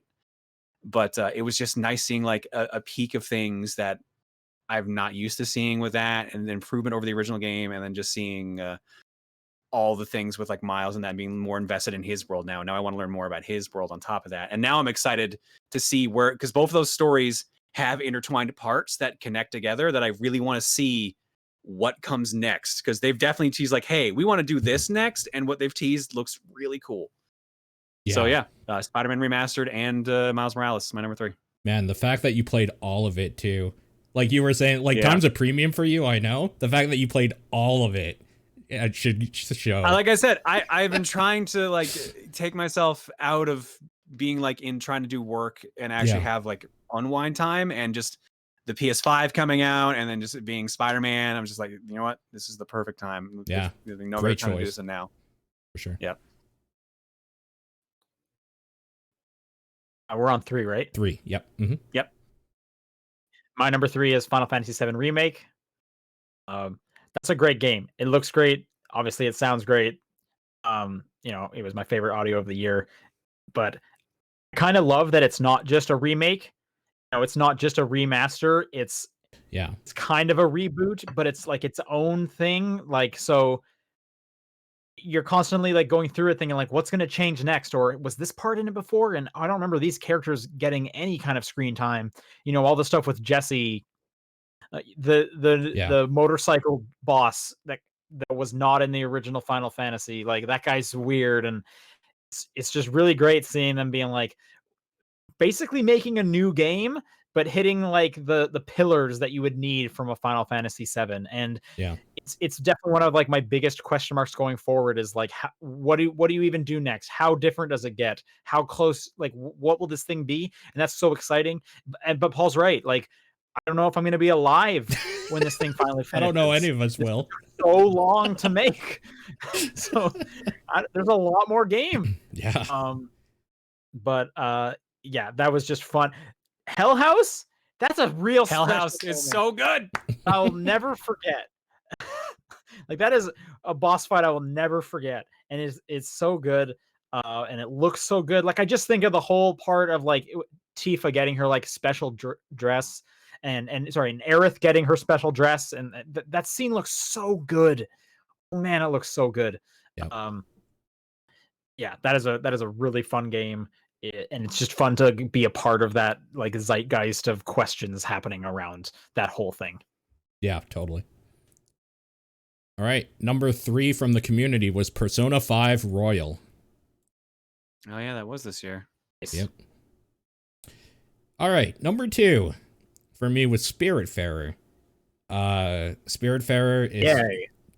is just a absolutely beautiful game that I think the message of letting go and death hit at the perfect time with what I was going through in real life, and it was just the most cathartic thing. It's a perfect 10 game for me, even if it's not maybe for other people. Wait, did you die and are you a ghost? Yes, that's exactly what happened. Okay. Yeah, so much. every relationship in that game feels like real. The fact that like every hug, even though it's a hug, is different, and you can like feel the expression of love for the character, like in the different like respect for the characters through like the hug is a crazy form of animation magic that like you don't see very often, where every hug looks different and real, like visceral.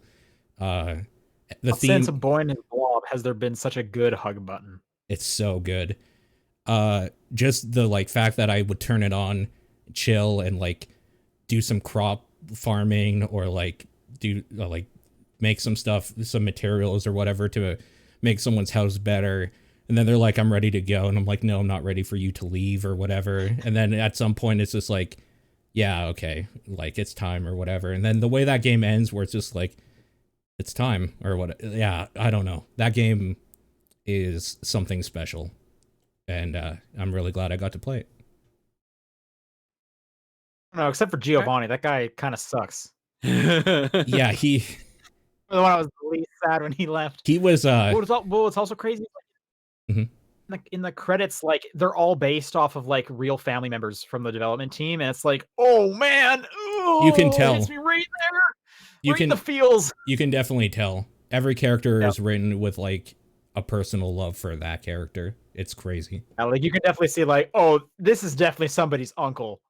Like, the frog, you are definitely somebody's uncle, Yeah. or you are definitely someone's grandma, Yeah. or you were definitely someone's kid. Oh yeah, that's a crazy. That is a game also that I would not necessarily recommend to everybody. It's hard in some spots to deal with. Sure. But it's exactly what I needed when I played it. So just a perfect game. All right, my number 2 is Super Mario Brothers 35. Nice. Sure. Yeah, I mean, I already liked Mario, so this was an obvious thing here. Yeah. And I like Tetris 99, so combining the two turned out pretty good. Like I said, I spent a lot of time playing this. They just keep, even though it's just Mario 1, it just feels so refreshing. The physics are just tweaked enough to feel different, yet still feel good. They keep doing weekend events that are just absolute chaos, which are just fun to do. And it's just a fun competitive game in general. So it was a surprise that came out this year, and it ranked really high. Like I spent a lot of time on that, and I still feel like, sorry. No, I was saying that when you were talking about how like it's not all just 1-1 now, it's actually made me want to go back to it, because that's what I hated about it.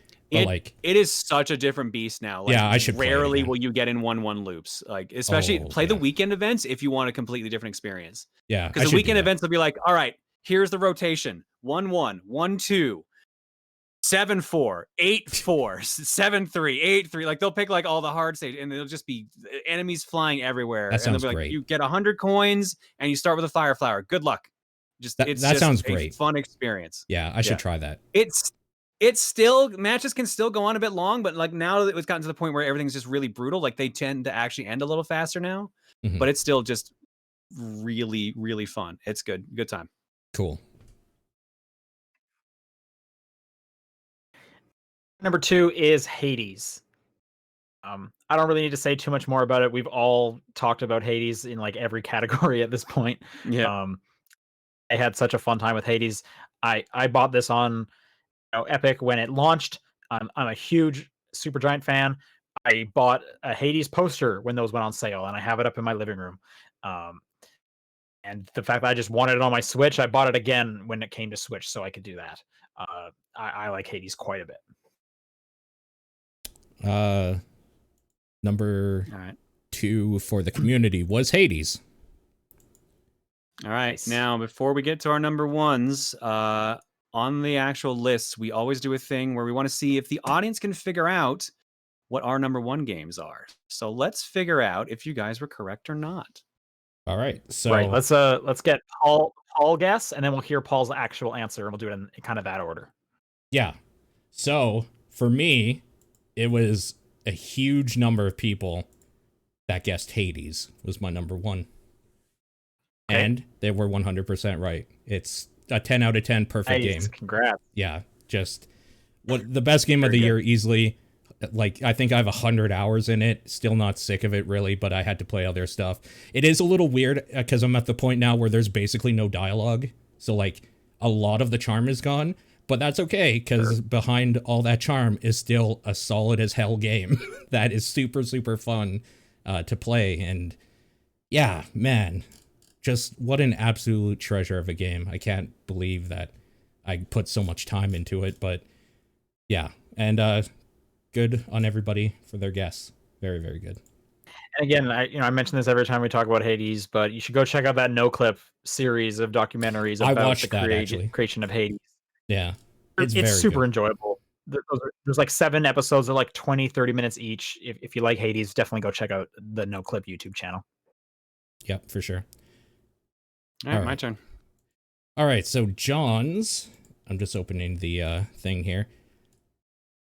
If I remember correctly, they had a real hard time guessing yours. Not surprising. And I think it was Nothing really stood out as much. I think it was split between a few different answers, so I'm just going to count them quickly to ensure that All right. Can I try and guess? Can I make a guess? You should make a guess while I count here. Have you quickly. said my guess is Hades? It's my guess.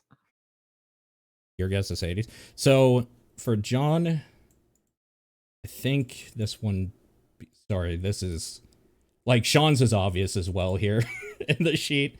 Okay, it's between 3 games for John. Okay. The one that takes it out by 1 guess is Final Fantasy VII Remake. Did you already say that? Is that somewhere else on your list? No, I don't remember. It didn't make my top 10. I hate that game. Oh, that's right. You weren't super into it. That's right. That's right. All right, so what is your game of the year? So what were the other two? I'm curious to hear what the other two were. Hades and Spider-Man. They have Miles and Remastered, but I just put them together. That's fair. Or to John. It's Hades. Yeah. I would also Nice. like to point out, because that's 2 of us picking it for first place and 1 for second. This might be the first time in a long time our podcast actually has a game of the year that we're pretty much Pretty unanimous. cool. Yeah, every now and then we get like a game that's pretty high up there. So I think Hades. I can't see anything else being up there that high. So The curse has been broken. just can't. Nice. Way to go to yeah. Hades. Hades was great.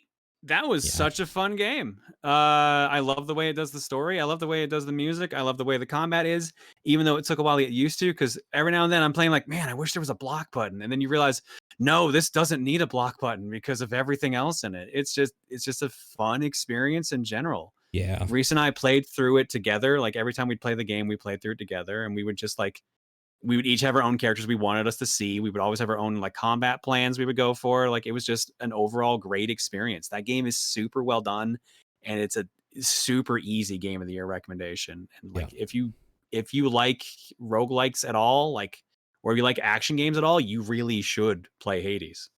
Totally. I've heard from multiple people they hate roguelites and they love Hades. So Yeah, I heard that a lot too. yeah. All right. Sean. Game is also weirdly always on sale for 20% off. I don't know why, but I feel like every second week you can get $5 off. And now you can transfer saves between the Switch version and the PC version. So you can just, if you were playing one, you can move to the other, or you can move back and forth if you are able to travel. So yeah. And you could play it forever, basically. Take it from me. Yeah. It's very good. Sean, I think they got yours. They overwhelmingly guessed that Ghost of Tsushima was your game of the year. Ghost of Tsushima is my favorite game this year. Okay. It was Hades for a long time. I even like had texted friends saying, I think Hades is going to be my game of the year. And then Ghost of Tsushima came up fast, and it basically got to the point where it was like, Ghost of Tsushima is like number 2. I need to see how this ends. And I love the ending of Ghost of Tsushima so much. I love that final fight that happens on there. I think they nail it. They stick the landing so well. I think that game is so cool. The actor who plays Jin does such a good job. There's such a range there. I just had so much fun, and it makes sense. Like, I love Assassin's Creed games. I had been getting a little stale on them the last few in the series, and then they twisted in such a great and fresh way. And then I get a PS5, and they're like, "Okay, now it plays and looks even better." And it was already looking great on my PS4 Pro.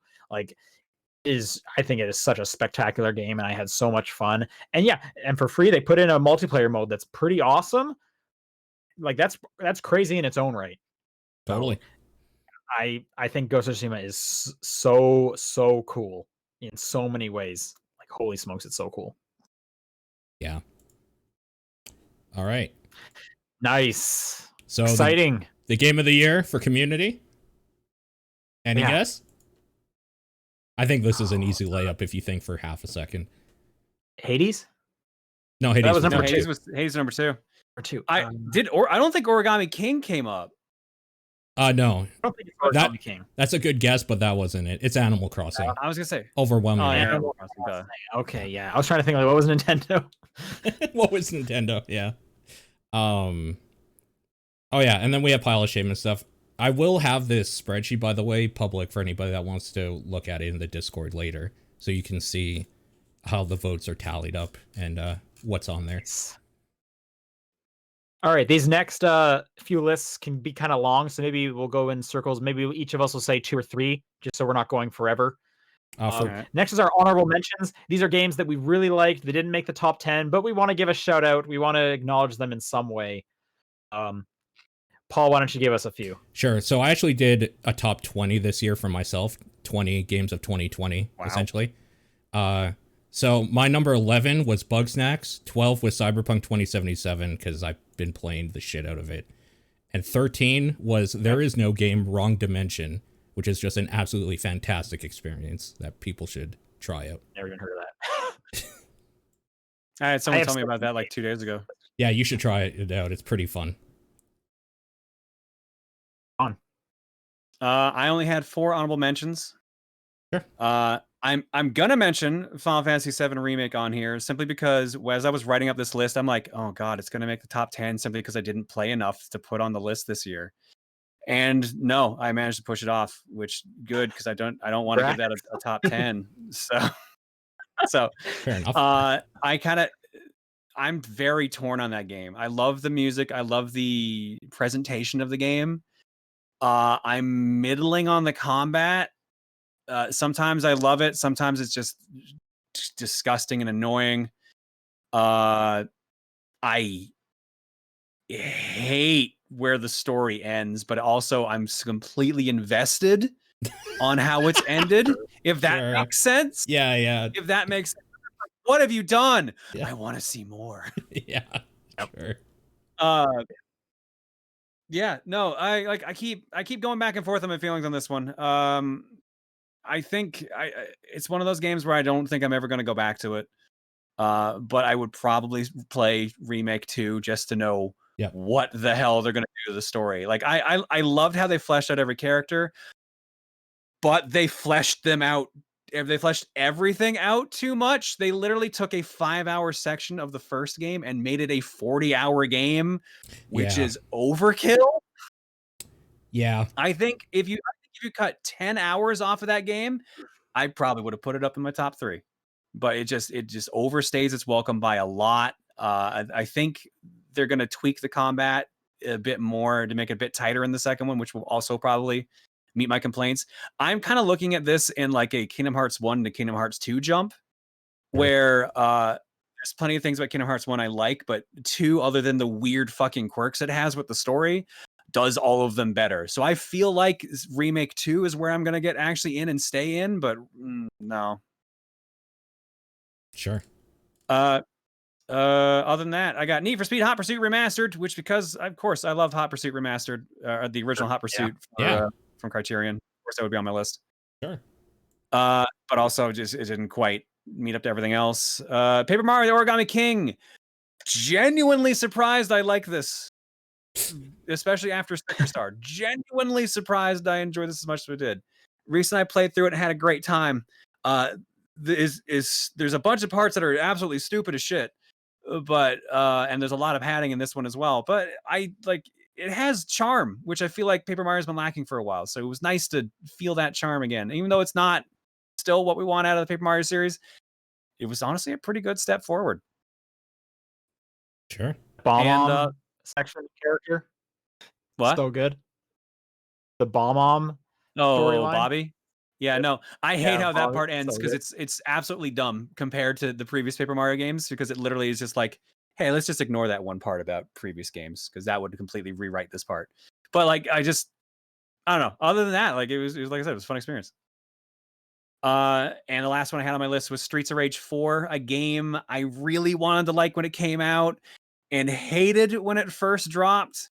And then the devs were like, yeah, hey, we're actually going to fix most of the complaints that you had. So then I got reinvested. I found most beat 'em ups, I play a specific type of character, which didn't work for this game. And I played a completely different type than usual. Usually I play like the fast, quick characters or like the balanced ones. And usually hate the super slow, like truck kind of characters, like the ones that will just like drive through everything. Opposite this time around, the drive characters were the most fun to play. Yeah, Floyd is great. He's very Floyd good. was actually a fantastic addition. And like I said, they actually made Axel not an absolute pile of garbage this time around, unlike he was at the beginning. Yeah, apparently they fixed him. I haven't tried the new Axel yet. So yeah, they've tweaked him enough that he's a lot better. Cool. Yeah, no, that game took some work. Like the music is phenomenal in that game. Once you get past the beginning, yeah, no, that definitely is improved since, and that's what kind of got it on the honorable mentions, but not enough to hit the top 10. And that's my honorable mentions. Okay. A few of mine are Tokyo Mirage Sessions, FE Encore. Right. Oh yeah, that was this past year. Story is terrible. Every side quest is super boring. But the combat is really fun, super engaging. The music is real nice. The sense of progression you get with your characters is really great. So it's engaging enough to go through, and it's a decent RPG. Okay. I also have Murder by Numbers on this list for many of the reasons we stated before. I like Picross a lot. I like Phoenix Wright a lot. Put them together, you're going to get a game I like. And before going back to Paul, I'll also mention Ori and the Will of the Wisps. Yeah. Of the Ori games, this one was real close to making my list. This is a really great version of it. It looks fantastic. When you're playing with HDR and the 4K and everything going on, it's a really good Metroidvania. Sure. All right, I had Mortal Shell. Good Souls-like game with an interesting combat mechanic. Too bad it's only 10 hours long. Should have been a little bit longer to really nail it. Carrion, just weird fluid physics in a murder puzzle. Gross game. Just a gross game. Yep. We talked about Genshin and Minecraft Dungeons, so I'll skip those. Monster Train, surprisingly fresh take on the Slay the Spire formula that is challenging and super fun. I don't know, it didn't do anything too new enough to get up higher than number 18 for me, so that's where it sits. And Man Eater, that's just a fun game. I don't know what to say. You play a shark and you eat shit. It's really fun, and that final boss battle is hilariously stupid. Also Fall Guys, it's just fun. That's my honorable mention. Right on. So I also have Paper Mario Origami King on my list for a lot of the reasons John mentioned. I have Crown Tundra, the second DLC from Pokemon Sword and Shield on this list. Sure. That was the good one. I had a lot of fun catching all the legendaries and doing the weird little co-op raid battles over and over again. That's a really great piece of DLC. The first one is terrible. 13 Sentinels is also on this list. I like that game. It is in no way near my favorite visual novels. I actually think the storyline gets a little more too convoluted for what they're trying to go for. That's just me. Otherwise, I still kind of enjoy those kind of weird, twisty visual novels. Anyways, I played several of them. I'm playing through one right now. Kentucky Road Zero is a really charming adventure game visual novel thing that is just extremely, it's a low key, it is a slow paced game, but it is just a nice game to be in. It's a weird, like it seems like it's taking itself seriously, but then there's like woolly mammoths on boats for no reason, and it's silly, and it's a cool game. And the last one on my honorable mentions is Fall Guys. I played a lot of Fall Guys. I have a love-hate relationship with Fall Guys. Yep. My girlfriend's also really into Fall Guys, though, so that's really fun to compete with her and watch each other play. And that game is incredibly stupid and silly. Totally. Yeah. Okay. Our next category is Pile of Shame. These are games we really wish we had gotten to. A whole bunch on mine. I have 12. Yeah. Jeez. And this one, there is an audience submission, right? So we'll get to know what the community really wished they had gotten to. Yeah. How many did you have? Just one for community, or how many did you tally for that one? I mean, I tallied literally everything, so I could tell you every single one in order if you wanted. What do you want to tell us? Be just the top 3? Top 3 sounds great to me. Okay. Well, why don't we just do the community top 3, and then we'll go through our lists kind of in chunks again. Sure. So number 3 was Hades. Number 2 was a split between 3 games: Yakuza Like a Dragon, Ghost of Tsushima, and Doom Eternal. And the top of the pile of shame for the community was Final Fantasy VII Remake. Right on. Yeah. All right, Paul, what were a few of the games you wish you had gotten to? How many do you want me to do? 3? I'll do 3. Deadly Premonition 2. I bought it. It looked like shit. So I don't know if that's a pile of shame thing, but it's there. I could have played it, and I didn't. So there's that. Okay. Godfall. I just heard middling things about it. So I never bothered checking it out because it came out right when everything did. So I was like, well, I don't have time for mediocre garbage right now. Haven. That shit's installed and ready to go. I just haven't clicked the button. I don't know why, but yeah. We just doing 3 at a time, or what are we doing? Sure, let's do 3 at a time. Okay. I only had 8, but I have a feeling by the time I've heard both of your guys' lists, I'll have added more to it. Okay. 13 Sentinels, Aegis Rim. I love Vanillaware. I like the games that they put out, but I just couldn't fit this one in. I actually picked this one up before either of you did, but you both have beaten it before I even got a chance to start it. So you liked it before it was cool. I get it. Okay. Yeah, exactly. Except I never got into it, so I don't think I can play that card. Yakuza Like a Dragon. Again, Yakuza game, but I'm also like 4 games behind in that series. And even though it's a new protagonist and a different type of game, still feels weird to jump into it. So I've just kind of sat on that one. And Gears Tactics. Again, love Gears of War, but never even played Gears 5 yet. Despite loving that franchise. And I love tactics games, but again, I haven't sat down and played it. I figured I got them both at Xbox Series X launch and then played other stuff instead. Sure. I have Paradise Killer on my list. I've been hearing a lot of cool things about this. I would like to get it. The art style is kind of turning me off. That's probably the reason I haven't really gotten into it at the moment. But it seems like it'd be really up my alley. Sure. Disc Room. Honestly, I'm just waiting for a sale on Switch. It keeps going on sale on PC, like a lot. The Switch one does not go on sale. I'm just waiting for that at this point. Evans Remains. It's a small little puzzle platformer with like a mystery story. It's real short. Yeah. I actually just started it yesterday. Played like 5 minutes of it. So I'm about to scratch that off my pile of shame like this weekend. It's very good. That's a really good game. People should check that one out. Okay, Hyrule Warriors Age of Calamity. I really wanted to play this, but then I looked at the other stuff I was playing and I was like, I'm not going to play a Warriors game right now. It's just not going to fit in. Which is kind of too bad. I don't think it would have ranked, honestly. It was a really tight year for games. So, but it looked like fun, and I kind of wanted to try it. Monster Sanctuary. This is a small little game by an indie developer that is a pitch. The pitch is it's like Terraria mixed with Pokemon in a Metroidvania thing. So I wanted to take a look at it. Again, it's installed. I just didn't click the button to play it for whatever reason. And Neo 2. I was lukewarm on Neo 1. Like, it has its ups and downs. Neo 2 by a lot of people. A lot of people say Neo 2 is better. I wanted to take a look at it, but I just never got the chance to. Ghost of Tsushima. I thought it didn't look interesting to me when it was coming out, and then when it came out, everyone was praising it, and then it just got some traction later on. So I was like, okay, maybe I should actually check this out. Dragon Ball Z Kakarot. I love Dragon Ball Z, and an interesting open world adventure game with them sounded interesting. And then I heard kind of middling things about it when it came out. So again, waited on it, got it on sale for like $20, so might check that out.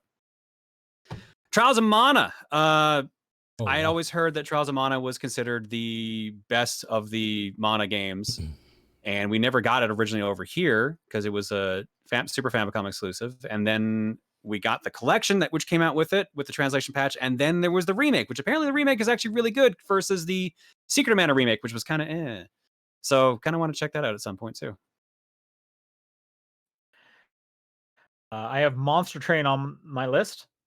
Sure. I like deck building card games for sure. I've had this installed for a while. Plan to get to it.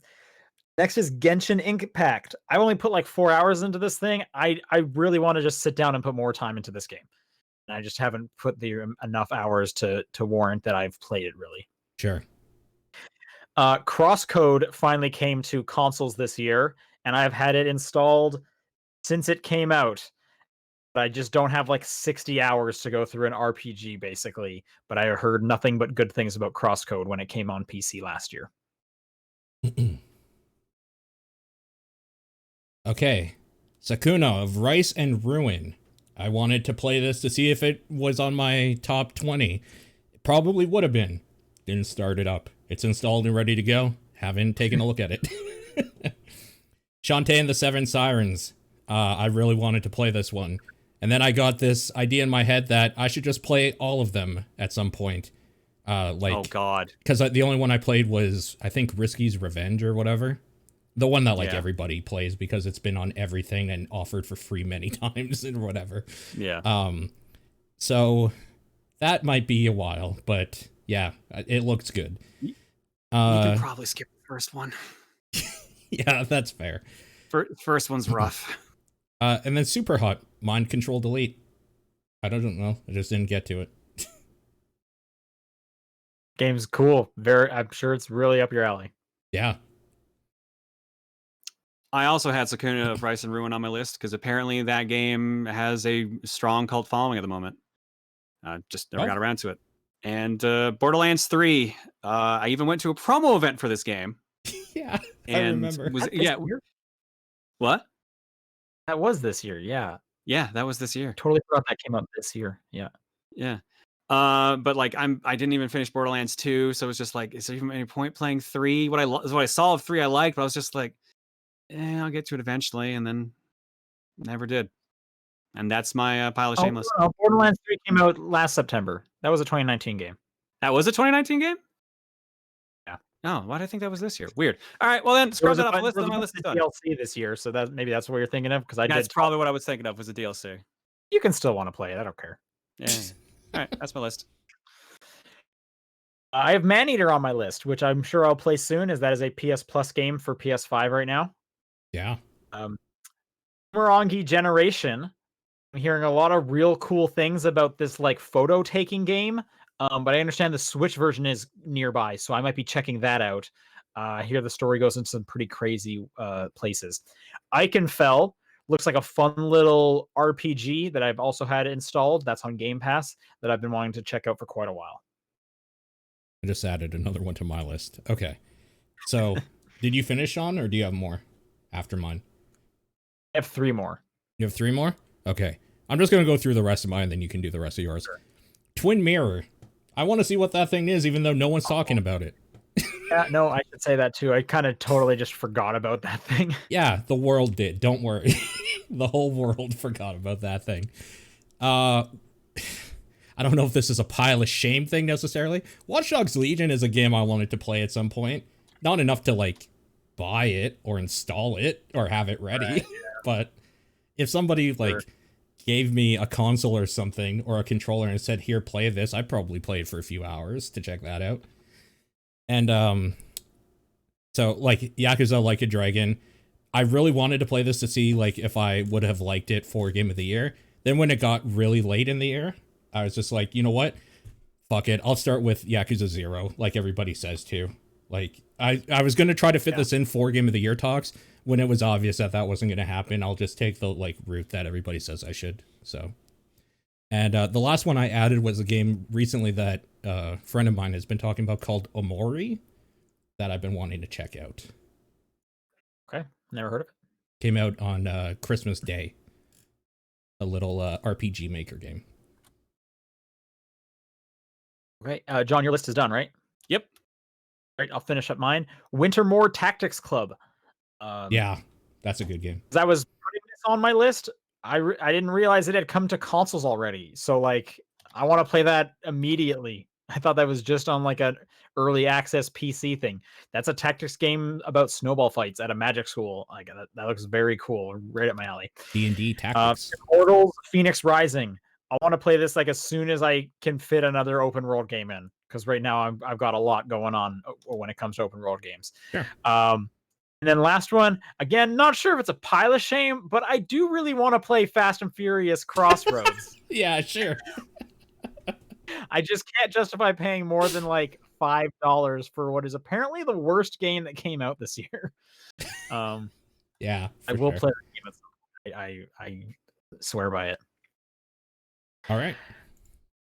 All right, this last category we have is 2021 Game of the Year. So we have to guess what our Game of the Year this year is going to be.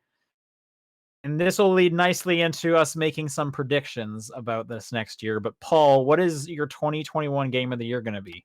You know, I want to say that it's going to be Elden Ring, but I don't know that that exists, so I'm saying Hollow Knight Silksong. Okay. John? Dude, I don't even know what the hell's coming out this year. I looked at like a preview list and nothing interested me at all. So I'm going to say Cyber Shadow from Yacht Club Games, which is dropping in like 2 weeks, because that's the only thing I know so far that's coming out this year that's going to be in my interest. Okay. And I picked Ratchet and Clank Rift Apart. Oh, that also probably would have been on there. That's a fair choice. That game looks so cool, and I can't wait to try that out on my PS5. The community said Breath of the Wild for the most part. No More Heroes 3 was in there. If it comes out. Yeah. Breath of the Wild 2, right? 2, yeah. That's why this question is like hard. Because, you know, some of these games might not come out. I thought it's funny. Yeah. All right. Do you have last year's predictions in front of you? I do now. Yes, I do. Let's see who guessed what and how close we were and such. Then let's make some new ones. I think we were way off on some of these. This year, no one could see what happened this year at this rate. Yes, Pandemic. Who had that one? No. Oh my god, yeah. Okay. Sean, Donkey Kong Country Tropical Freeze isn't the last port from Wii U, but they're not going to do Tokyo Mirage Sessions. Oh. Immediately did. Yeah, I remember when they announced Tokyo Mirage Sessions, I was like, well, like Sean's wrong. Later? Yeah, it was like a week later. Like 2 weeks later. Yeah. Did they do other ones, though? I like half right? What'd you say? Anything else from the Wii imported this year? Pikmin 3 came out like last month. All right, so I was like half right on that one, and I guess I was probably just upset because they kept not doing the one I wanted them to do. That's so good. I think actually you were completely wrong on that one because they did port more. And did you say they weren't porting more, or did you say they would? I said they would, but they wouldn't do Tokyo Mirage. So yeah, I was saying, half right. Of course, they're not going to do the one I want. So I got the first half right. Oh yeah, and Mario 3D World comes out next month. So yeah. Yeah. Also, Nintendo subscription finally worth it? Nah, that's what Sean said. The like Nintendo Online. I still kind of think nah. I did use it a bunch for Animal Crossing, but like. So I said yes, and John said no as well. What was this question? Is a Nintendo Online subscription finally worth it? Oh yeah, I still think no. It's weird because you guys played Animal Crossing and I didn't, and I'm the one who said yes.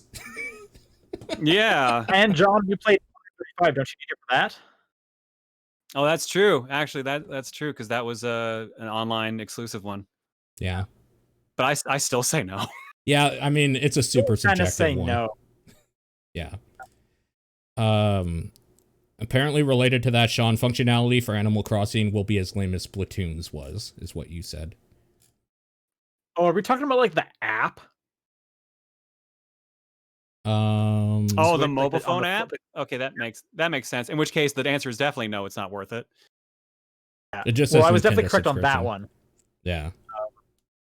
That thing is super lame. I just feel like we're talking about the app because Splatoon was one of like the only ones that used the app. I was definitely right on that. It's lame. Next was Metroid Prime 4 playable? Sean, you said yes.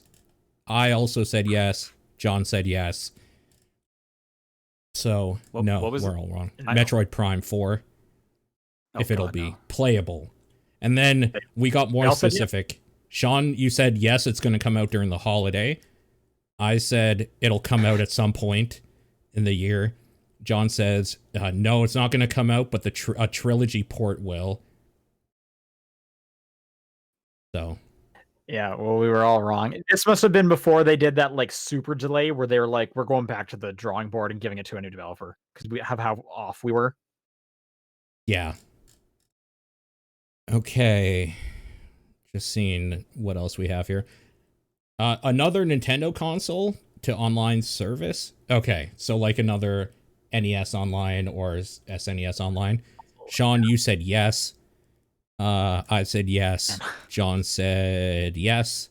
And which console? John said SNES. I said SNES. Wait, did they not have SNES yet? I guess not. When did that come out?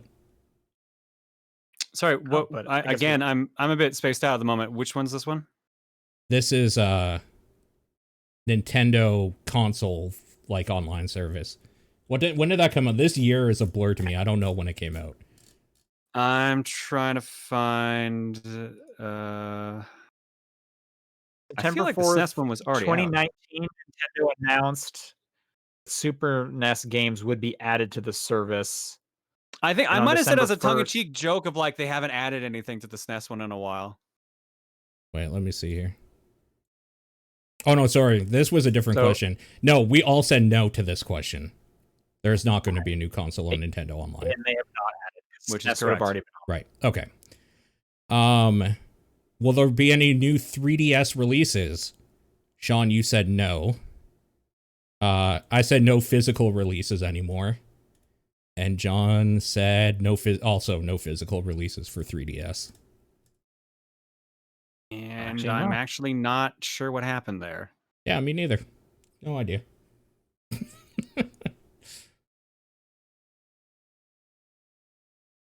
Was there any releases at all for the 3DS this year?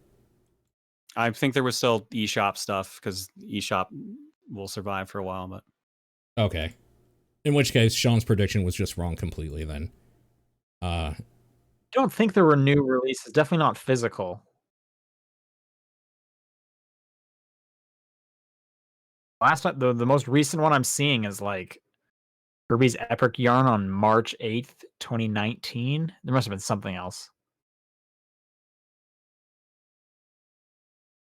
Sorry, I'm just getting the predictions for 2021 started so we can jump into that as soon as we're done going over the others. Okay. There's other one. I guess there were some that came out this year. I don't think any of these would have been physical. All right.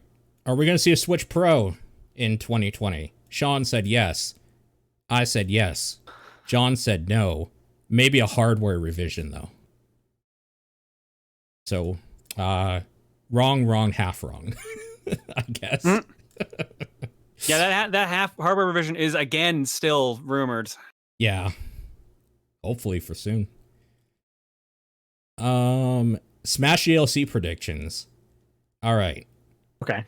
You gave 3, Sean. You gave Dante, Tracer, and Inteleon? It's a Pokemon. Yeah, okay. Those are still pretty good guesses as far as I'm concerned. I gave 2 guesses. Dante and Hollow Knight. Good and guess. John gave 3. Dante, Tracer, or Diva. So like representation from Overwatch, basically. And then Pokemon question mark? And I don't know what that means. I think I just said whatever, like a new Pokemon that comes out on like DLC or something like that, or if a new game gets announced. This was a year with no Pokemon game, I realized. So yeah. Well, they have the They DLC. did the DLC for, yeah. Okay. And yeah, no, the Overwatch one must have been before the whole. No, it wasn't. Was it? When did Blizzard get in all that heat about China? Was Oh, early this year. That was early this year. Okay, so It was that either early this year or late. I think it was late last year. Last year. I thought it was late last year. Yeah. So yeah, I don't know why I even went with Overwatch at that point, considering. There was a lot of rumors that like Tracer was coming. Hmm. Yeah, That's what I think. there were a lot. All right. Then we got a little depressing. Sean says Anthem still sucks, lol. I guess that means they didn't Right. revisit it. Yeah, you were right. I'm right. Um, for that, mine says EA drops BioWare. That Anthem is still so bad and unforgivable that EA is just like, fuck BioWare. So, no, that didn't happen. Not yet. And Time. John says, if Dragon Age bombs, EA is definitely going to drop BioWare. And you know what? I agree for this year. No, it's not coming out this year. Remind me at Game of the Year 2022 to make that prediction. Maybe. All right, so we're moving that forward then. I'm moving that one forward He to did it 2 years. 2022. But I don't know how this is going to work. Let's go through the predictions, and then we'll make new ones. Yeah. Okay. Are we getting Overwatch 2? Sean, you said no. Or I said no. Sean, you said no. John, you said no as well. So we were correct. And we didn't. All right. Then we talked about the Sonic movie. All right. Still have not seen it. All right. So, Sean, you said the Sonic movie is going to be okay, but forgettable. I said the Sonic movie is going to be bad. And John said Sonic movie is going to be okay. Jim Carrey's the best part. I would say he's right. I would say I'm completely wrong because I like that movie. And what did you say? Okay, but forgettable. I think that's also fair. So I think John's the closest. I would say it's okay. Jim Carrey's the best part. That's exactly what I would say. sure. Yeah. This is where we got into some more heavy stuff. We guessed price points for the new consoles. So right. Oh, I know I got this one exactly right. I know that. So for the PS5, we all guessed 500. Yep. For Which was what? For the Xbox Series X, we all guessed 500. We're all right. Okay. Hey. There we go. Google Stadia. So Sean, you said Google will allow downloading of games and Pro membership is still needs substantial improvement, but it gets it. I just agree with you. I don't believe they have downloads. I want to say that they keep adding stuff to the Pro membership, so I would say that it is improved. Okay. I just agreed with you directly because I didn't care enough, I guess, to guess. John said Google Stadia will be dead by Thanksgiving. No new games. Service is still live, though. No, I understand that's the best place to play Cyberpunk. Yeah. I mean, if you don't have a decent computer, for sure. Also, Bomberman, which is frustrating. That's supposed to leave eventually. It is a timed exclusive. Just waiting. All right, Sean, you said the PS5 launch lineup is going to be underwhelming. I said the same thing, and John said the same thing. We all agreed it was going to be underwhelming. John said the Series X launch is going to be better. I apparently didn't say anything about the Series X because there's nothing on me. And better by comparison to what? The PS5. PS5. Yeah. Oh. And Sean also said the same thing. No, the because the damn pandemic fucked things up. Yeah. I want to say both of those are wrong. I don't think anyone is saying that the PS5 launch lineup is underwhelming. seems a little harsh in my opinion. But I would say it's a better launch lineup than the Xbox One because the Xbox had kind of barely anything. I would definitely say better launch for PS5. There's definitely been more demand for PS5, but I also would still say it's a pretty underwhelming launch. The fact that Xbox think, Paul? lost Halo is really rough for them. That was really bad. Sure. For sure. But I bet they're looking at Cyberpunk and just going like, I told you this is why we had to do it, guys. We would have been in the exact situation. Yep. Okay. Are we going to get Breath of the Wild 2? No, Sean said. I also said no. John also said no. Oh, never mind. So we all said no on that one. I think there was an add-on to this. Do we get a trailer, though? Sean said yes at E3. Oh, I didn't even answer to that one, and neither did John. So I think you just added no, but we'll get a trailer at E3, and both John and I just said no. A new Super Mario side-scrolling game. Sean said yes. I said no. John said no. I mean, do you count I don't Mario think 35 counts. I mean, like, Yeah. technically it counts, but I think the spirit was more like Like an kind of the new next game. I think the The brand new game, and I would say, yeah, that doesn't count. Yeah, So I think like technically I'm right, but in the spirit, I don't really think I'm right. sure. We were all super hopeful. We all said that there would be a Bayonetta 3 released. No. I don't. Yeah. Okay, for Final Fantasy VII Remake, Sean, like how it was received, Sean said we're happy with what they get, so people will be happy with what they get with the Final Fantasy VII Remake. I said people will like it, and John said people will probably like it. We're all right. People definitely like that game. So people haven't liked it. Cyberpunk 2077. Sean, you said well received. I said well received. John said well received. Yeah, that's a big L. That's a big L. Got to take that one on the chin, unfortunately. Yep.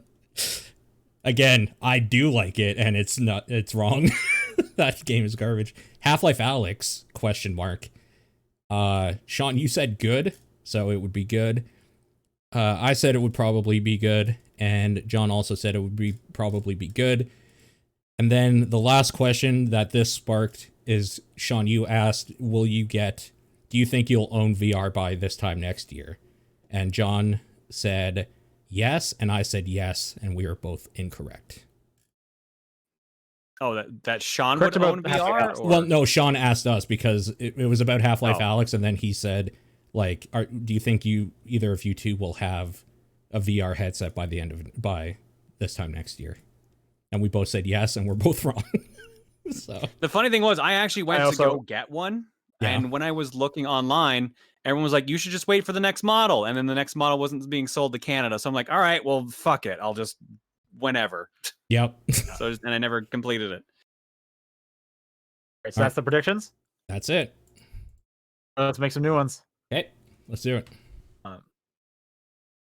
Anyone have any off the bat? Otherwise, I'll pitch some talking points. None. Let's carry over our famous "Does the Switch get a new hardware revision?" This time, I'm actually going to say yes. Switch hardware. Okay, I'm gonna say yes as well. Do you want to be more specific of like maybe what gets enhanced? A feature or two?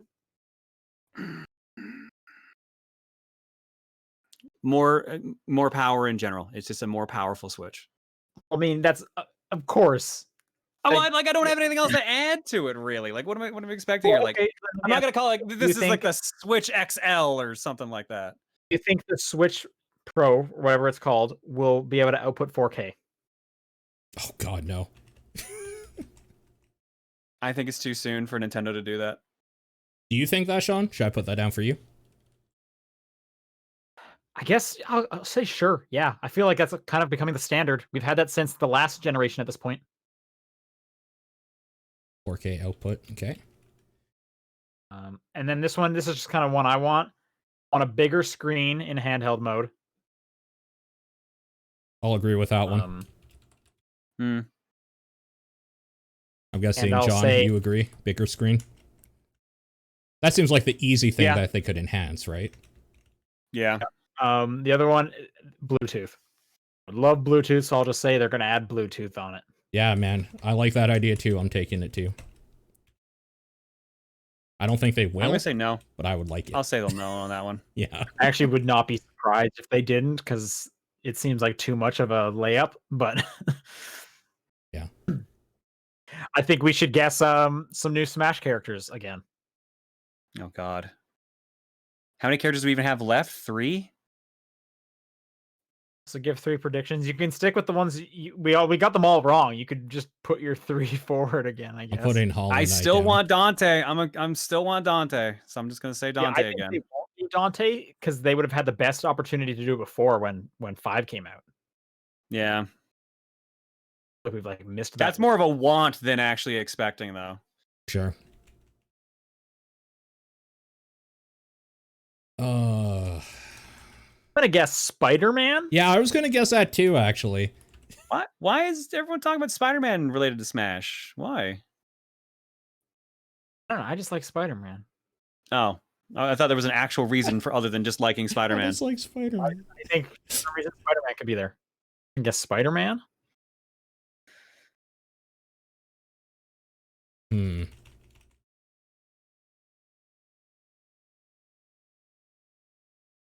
If they weren't doing like total guest characters, I would have said something like Paper Mario, but it feels like they're always guest characters now. I'm gonna take a Well, jump Min and Min say wasn't. Zagreus from Hades.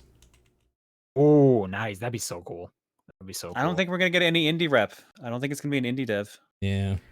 All right, I have 3 down. you could still see Hollow Knight or like Silk Song, one of those two. So, do you just want me to put Hollow Knight down for you? Just Hollow Knight is fine. So, Sean, you only have Spider-Man and Hollow Knight so far, and John, you only have Dante. Put next to my Dante, or at least someone from Capcom. It's so big, you can't say that. But that's still like, come on, like. So big, it's so big. Well, then Okay. put it in my second slot. I still think I think Capcom's getting some rep in the last 3 slots. Yeah, it would be good. I'm just dragging right now on who in the world will be one of the last 3. Because I'm thinking it's still one of them is going to be at least a Nintendo character. I think Totally. genuinely one of the remaining 3 DLC characters will be a Nintendo character, but I can't think of who because we've Sure. Gino's out Someone at this from, point. Someone from Ring Fit Adventure. I guess. Oh, that would be fun considering Wii Fit Trainer. Yeah. You know what? Put in for my last slot someone from a Xenoblade game. Okay. They already have one, right? They have one already? They have Shulk. They just have Shulk. Yes, From the first game. Okay. Any other questions we should do? Or like, Oh, for sure. what else we got? Is there one you want to pull forward? Paul? Let me look at Kind of both the picked one list already. here.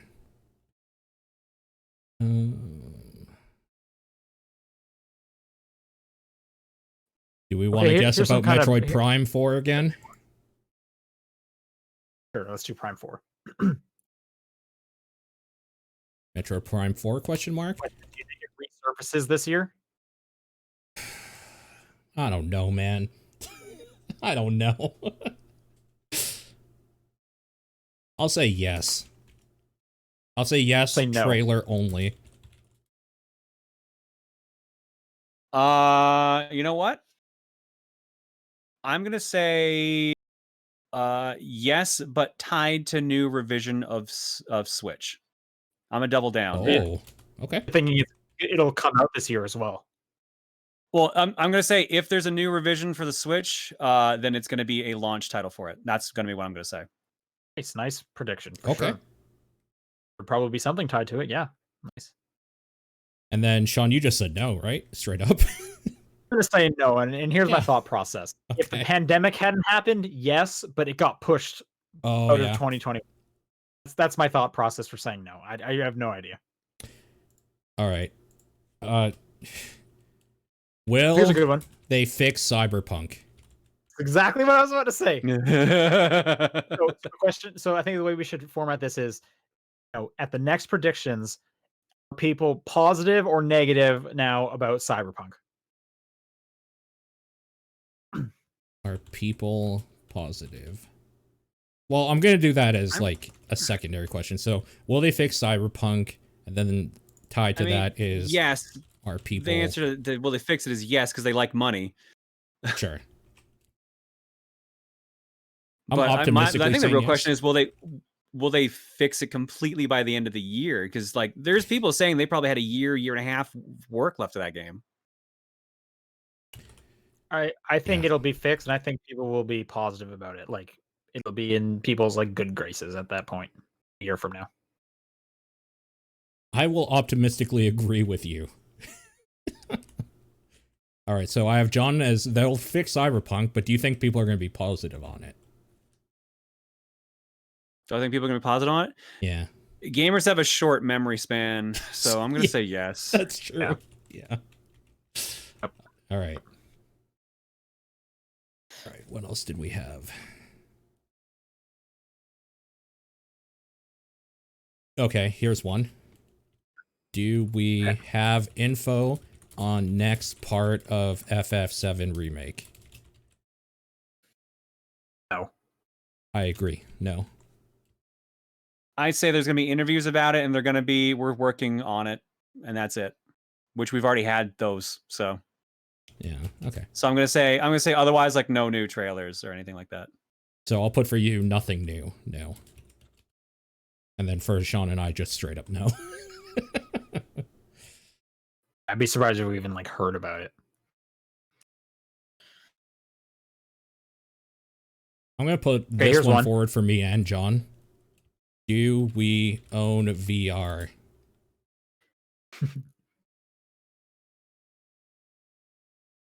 I think I can't give a maybe. Like I'm assuming.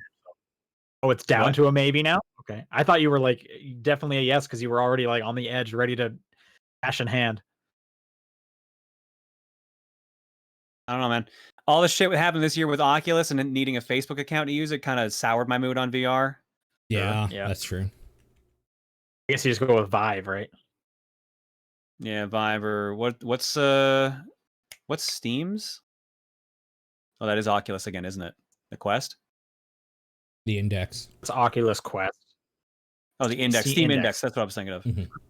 Yeah. What did you say, Paul? Yes or no having him?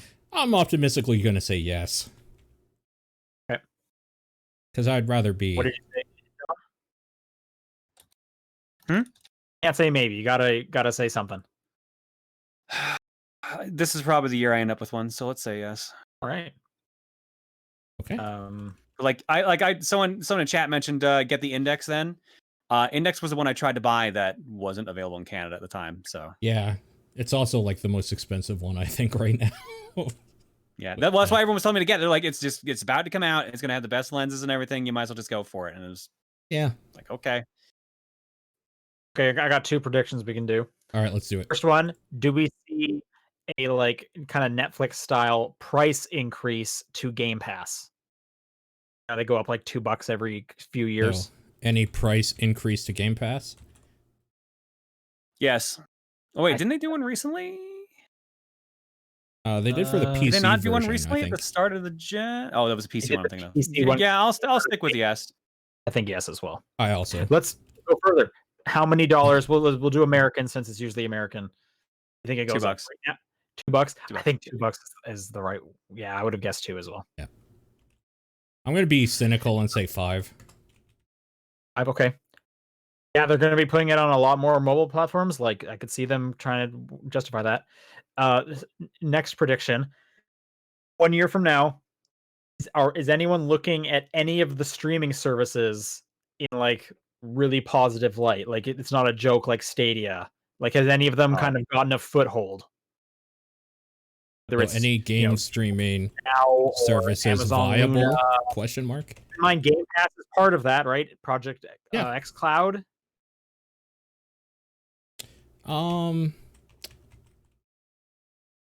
I feel like this year we were kind of on the cusp of it because people were home all the time. So, like, Yeah. I'll say yes. You think something is kind of well regarded? Yeah, maybe. I'm going to say they definitely gain ground, but they're still not held in high regard. Not high in regard. Okay. I think saying yes is let alone just Microsoft's Game Pass. Why not? I think that is already kind of giving me the answer. I think it's an easy one. So I'm going to say yes. It is well regarded. At least one of the services. Sure. People aren't just kind of laughing at it. Okay. Sure. Let's do some like developer or like a game specific one. We seem to like going with BioWare or Yeah. EA. Do you think where's Mass Effect a year from now? Trilogy Well, is the Trilogy is trilogy's already coming out out. this year. So in terms of the next Mass Effect, have we seen a trailer? I mean, we've already seen a trailer. It was at Game Awards. Okay, well, I guess I was kind of thinking like a more substantial trailer. That was like a teaser, a little bit. I'm going to say it definitely isn't out, especially because I think Dragon Age is coming first. But I'm going to say it definitely isn't out, but new trailer at next Game Awards. Okay. Think we have gameplay for either of the two? I honestly think like- I wouldn't be shocked if Dragon Age dropped at the very end of this year. So I would say Dragon Age is out, but no, just a possibly a gameplay trailer for Mass Effect at next year's Game Awards. I like that you're tying it to the Game Awards. That seems like a good call.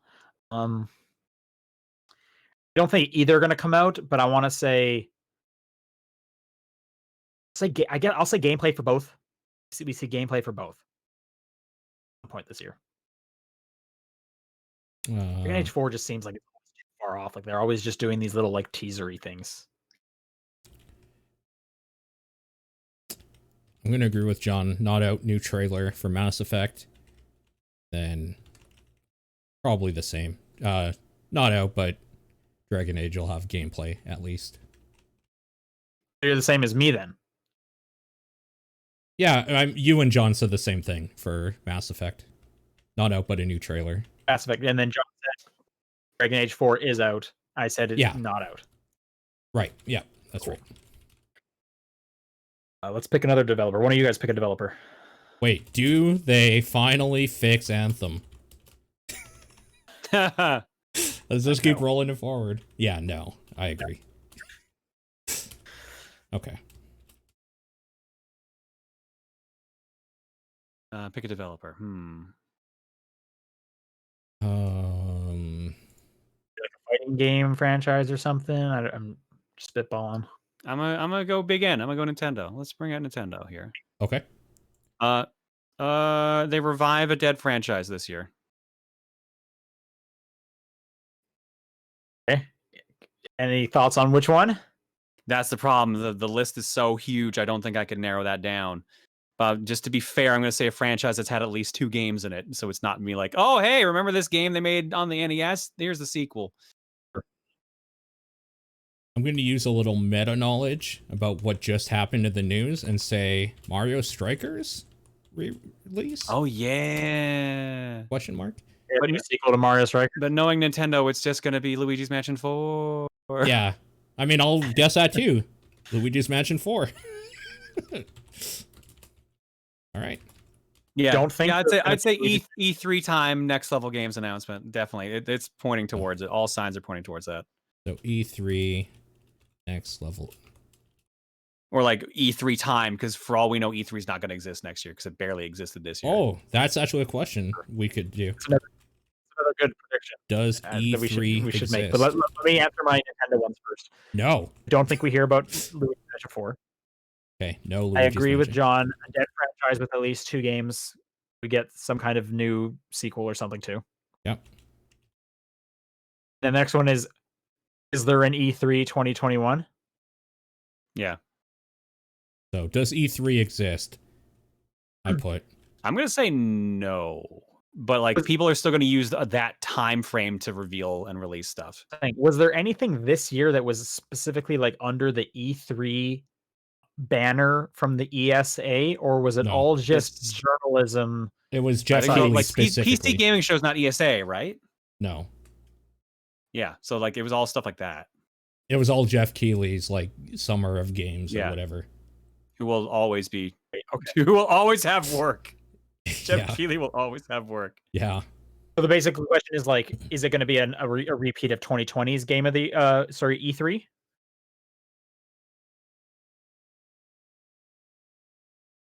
Sorry. Well, the question is, it's kind of like, is the pandemic over by E3, right? Right. I think it's too soon for people to have conventions, so it would have to be a repeat of 2020's E3. Yeah, I'll agree with you on that. Like PAX has a scheduled PAX East for June, and I don't think they're going to have it. It seems too soon. Like yeah. So, for me, I guess I'll put canceled but not dead. Like there'll be some like at least ESA will say, "Hey, we have to cancel for this year. Tune in next year, whatever." Not just like we're done. That's basically what I'm thinking. Yeah, they're just kind of gonna punt it again. Yeah. Okay. Okay. Do we need any like the one in the chat? Kind of guessing which convention might be first. What do you think the first convention? Let's say vaccines go well, people for whatever reason can interact. What do you think is the first? Do you think there is even going to be a convention that gets held this year? Oh yeah, definitely. Okay. What do you think the first one might be? So you're kind of guessing which at this rate, probably PAX West. PAX West, late August. I could see that. You guys are August, September. Speaking like real Canadians up there with your not insane numbers of COVID cases. Yeah. Alberta's not doing the best. Alberta's not doing the best. America, where PAX West is. West, man. Give me a convention that's after PAX West. Tokyo Game Show. I'm gonna say Tokyo Game Show, the first one, and I have the benefit of it being in Japan and not the States. Wait, when's like Gamescom and stuff? That's usually August, isn't it? Yeah. Or is that September? I think it's later. It's August. Or at least it was. Is it August? Oh, wait. Next year. Wednesday, August 25th. 2021. Yeah, it's almost the same weekend. It's a weekend before PAX normally would be. I know, like, London, they just got that new strain of COVID. They're in a level stage 4 of their 3-stage lockdown. Sure. So this takes place in Cologne, though, for what that's worth. But yeah. Yeah, I'm just thinking of the area. Okay, sure, so John said PAX West. I'm saying Tokyo Game Show. Paul, what's the first convention? I'm going to say Gamescom. Gamescom. Okay.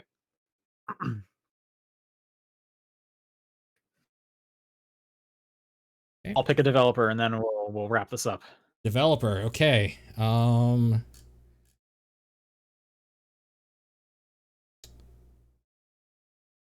my god. Capcom. Capcom? Okay, what does Capcom do next year? I mean, we know Monster Hunter is coming out in like 2 months.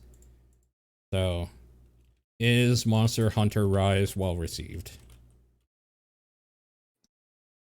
World was definitely well received. So, that's my only thing. Like, I don't know a ton. The last ones was huge, so I'm gonna say yes. Yeah, I'll say yes as well. Is it worth doing like a Street Fighter 6 prediction? So, new Street Fighter? Question mark?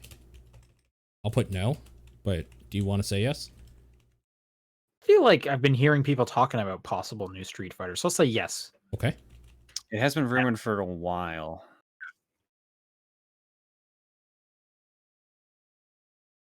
You think, does it get announced, John? Hang on, I'm checking something. I'm checking something on Street Fighter 5 because I want to know if they finally finished all their DLC plans. Because if they did, then I'm definitely going to say yes. Oh, yeah. That's true. I don't actually know where to check that. Yeah, I know nothing about what they've done for Street Fighter 5, honestly. It's the one Capcom franchise I don't keep any close eye on at all. On May 27th, 2020, Capcom announced that due to the positive reception of Championship Edition of Street Fighter V, they'll be releasing an additional 5th season for the game titled Season 5, which they would add 5 additional characters along with 3 new stages. When was that announced to come out? All right, well, I'm going to put one close to my heart. Resident Evil Village, well received. I'll say... Oh, I agree with that. I'll say yes. People loved 7. People loved the last 2 remakes.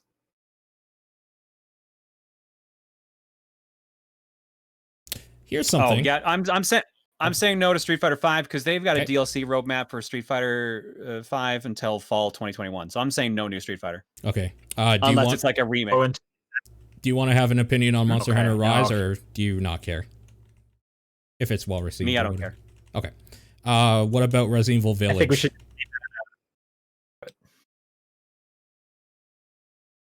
I'm saying it's going to be good, but I also am going to say it's the last one that they do in that first-person style. Last one in FPS. Oh, I think there's no way we'll know that until after Village, but I think you're wrong. I think they do both of them going forward because why not? They have 2 successful strategies. I think we delete that Street Fighter 6 one since John kind of debunked it with a roadmap leading into 2021. Okay, done. It's gone. Here's one that is personal to me. Any new Mega Man thing? I'm gonna put yes. No. I'll actually say yes. I'll do it. Okay. 11 was the last one. Yes. Did that come out? And there was rumors that something Mega Man X related is in the works, but no one knows anything about it. Then I'm going to say yes. I didn't know there was a rumor going around. Just like how the Mega Man collection teased concept art for Mega Man 11, I think there was something similar in the X collections for X. But there's there is a studio trying to get an X game off the ground. I just don't know if they're going to succeed because Capcom is Capcom. Should I make the distinction? Note, like, this doesn't count like a legacy collection thing, like a new product? Yes, yes, because I can almost guarantee we're going to get either a Battle Network one or a Legends one this year. Right. I should put it down in writing because we'll probably argue it otherwise. I'm not going to predict on this one. I don't know enough. Sure. And then, John, what was your Mega Man prediction? Yes, there'll be a new game. Okay. All right, I'm going to cap it there because I have to go to the bathroom so badly. Sure. That's going to do the show, right? There wasn't anything else that we had to touch on? I don't think so. Okay, we did it. We made it to the end. Thank you, everybody, for listening and hanging with us for all of 2020, and keep coming back for 2021. Hopefully, you enjoyed the show. Thanks to all of our patrons who made the Patreon possible this last year, and that is continuing to fund us into the next year. That's really great. But yeah, stay tuned. Next week, we'll be back to the regular schedule. That means we'll be doing questions. If you would like to send in questions, it's topdownperspective@gmail.com, at TDP Podcast on Twitter, the Discord channel, or John's P.O. Box. Hey, what was your game of the week? Oh, I have 10. I could tell you. Week. I played them all this week. Mine's Gears 5 because I played that new DLC. I'll talk about it more next week. How will that even play this week? Yeah, honestly, I don't even know what I played. Shantae and the 7 Sirens. Paul, you're the only one who hasn't answered. Are you going to continue not answering, or are you going to say something? I'm going to continue not answering. Tune in next year. Right. Otherwise, we'll see you guys next week. Thanks so much for tuning in, and bye. Bye. Bye, everybody.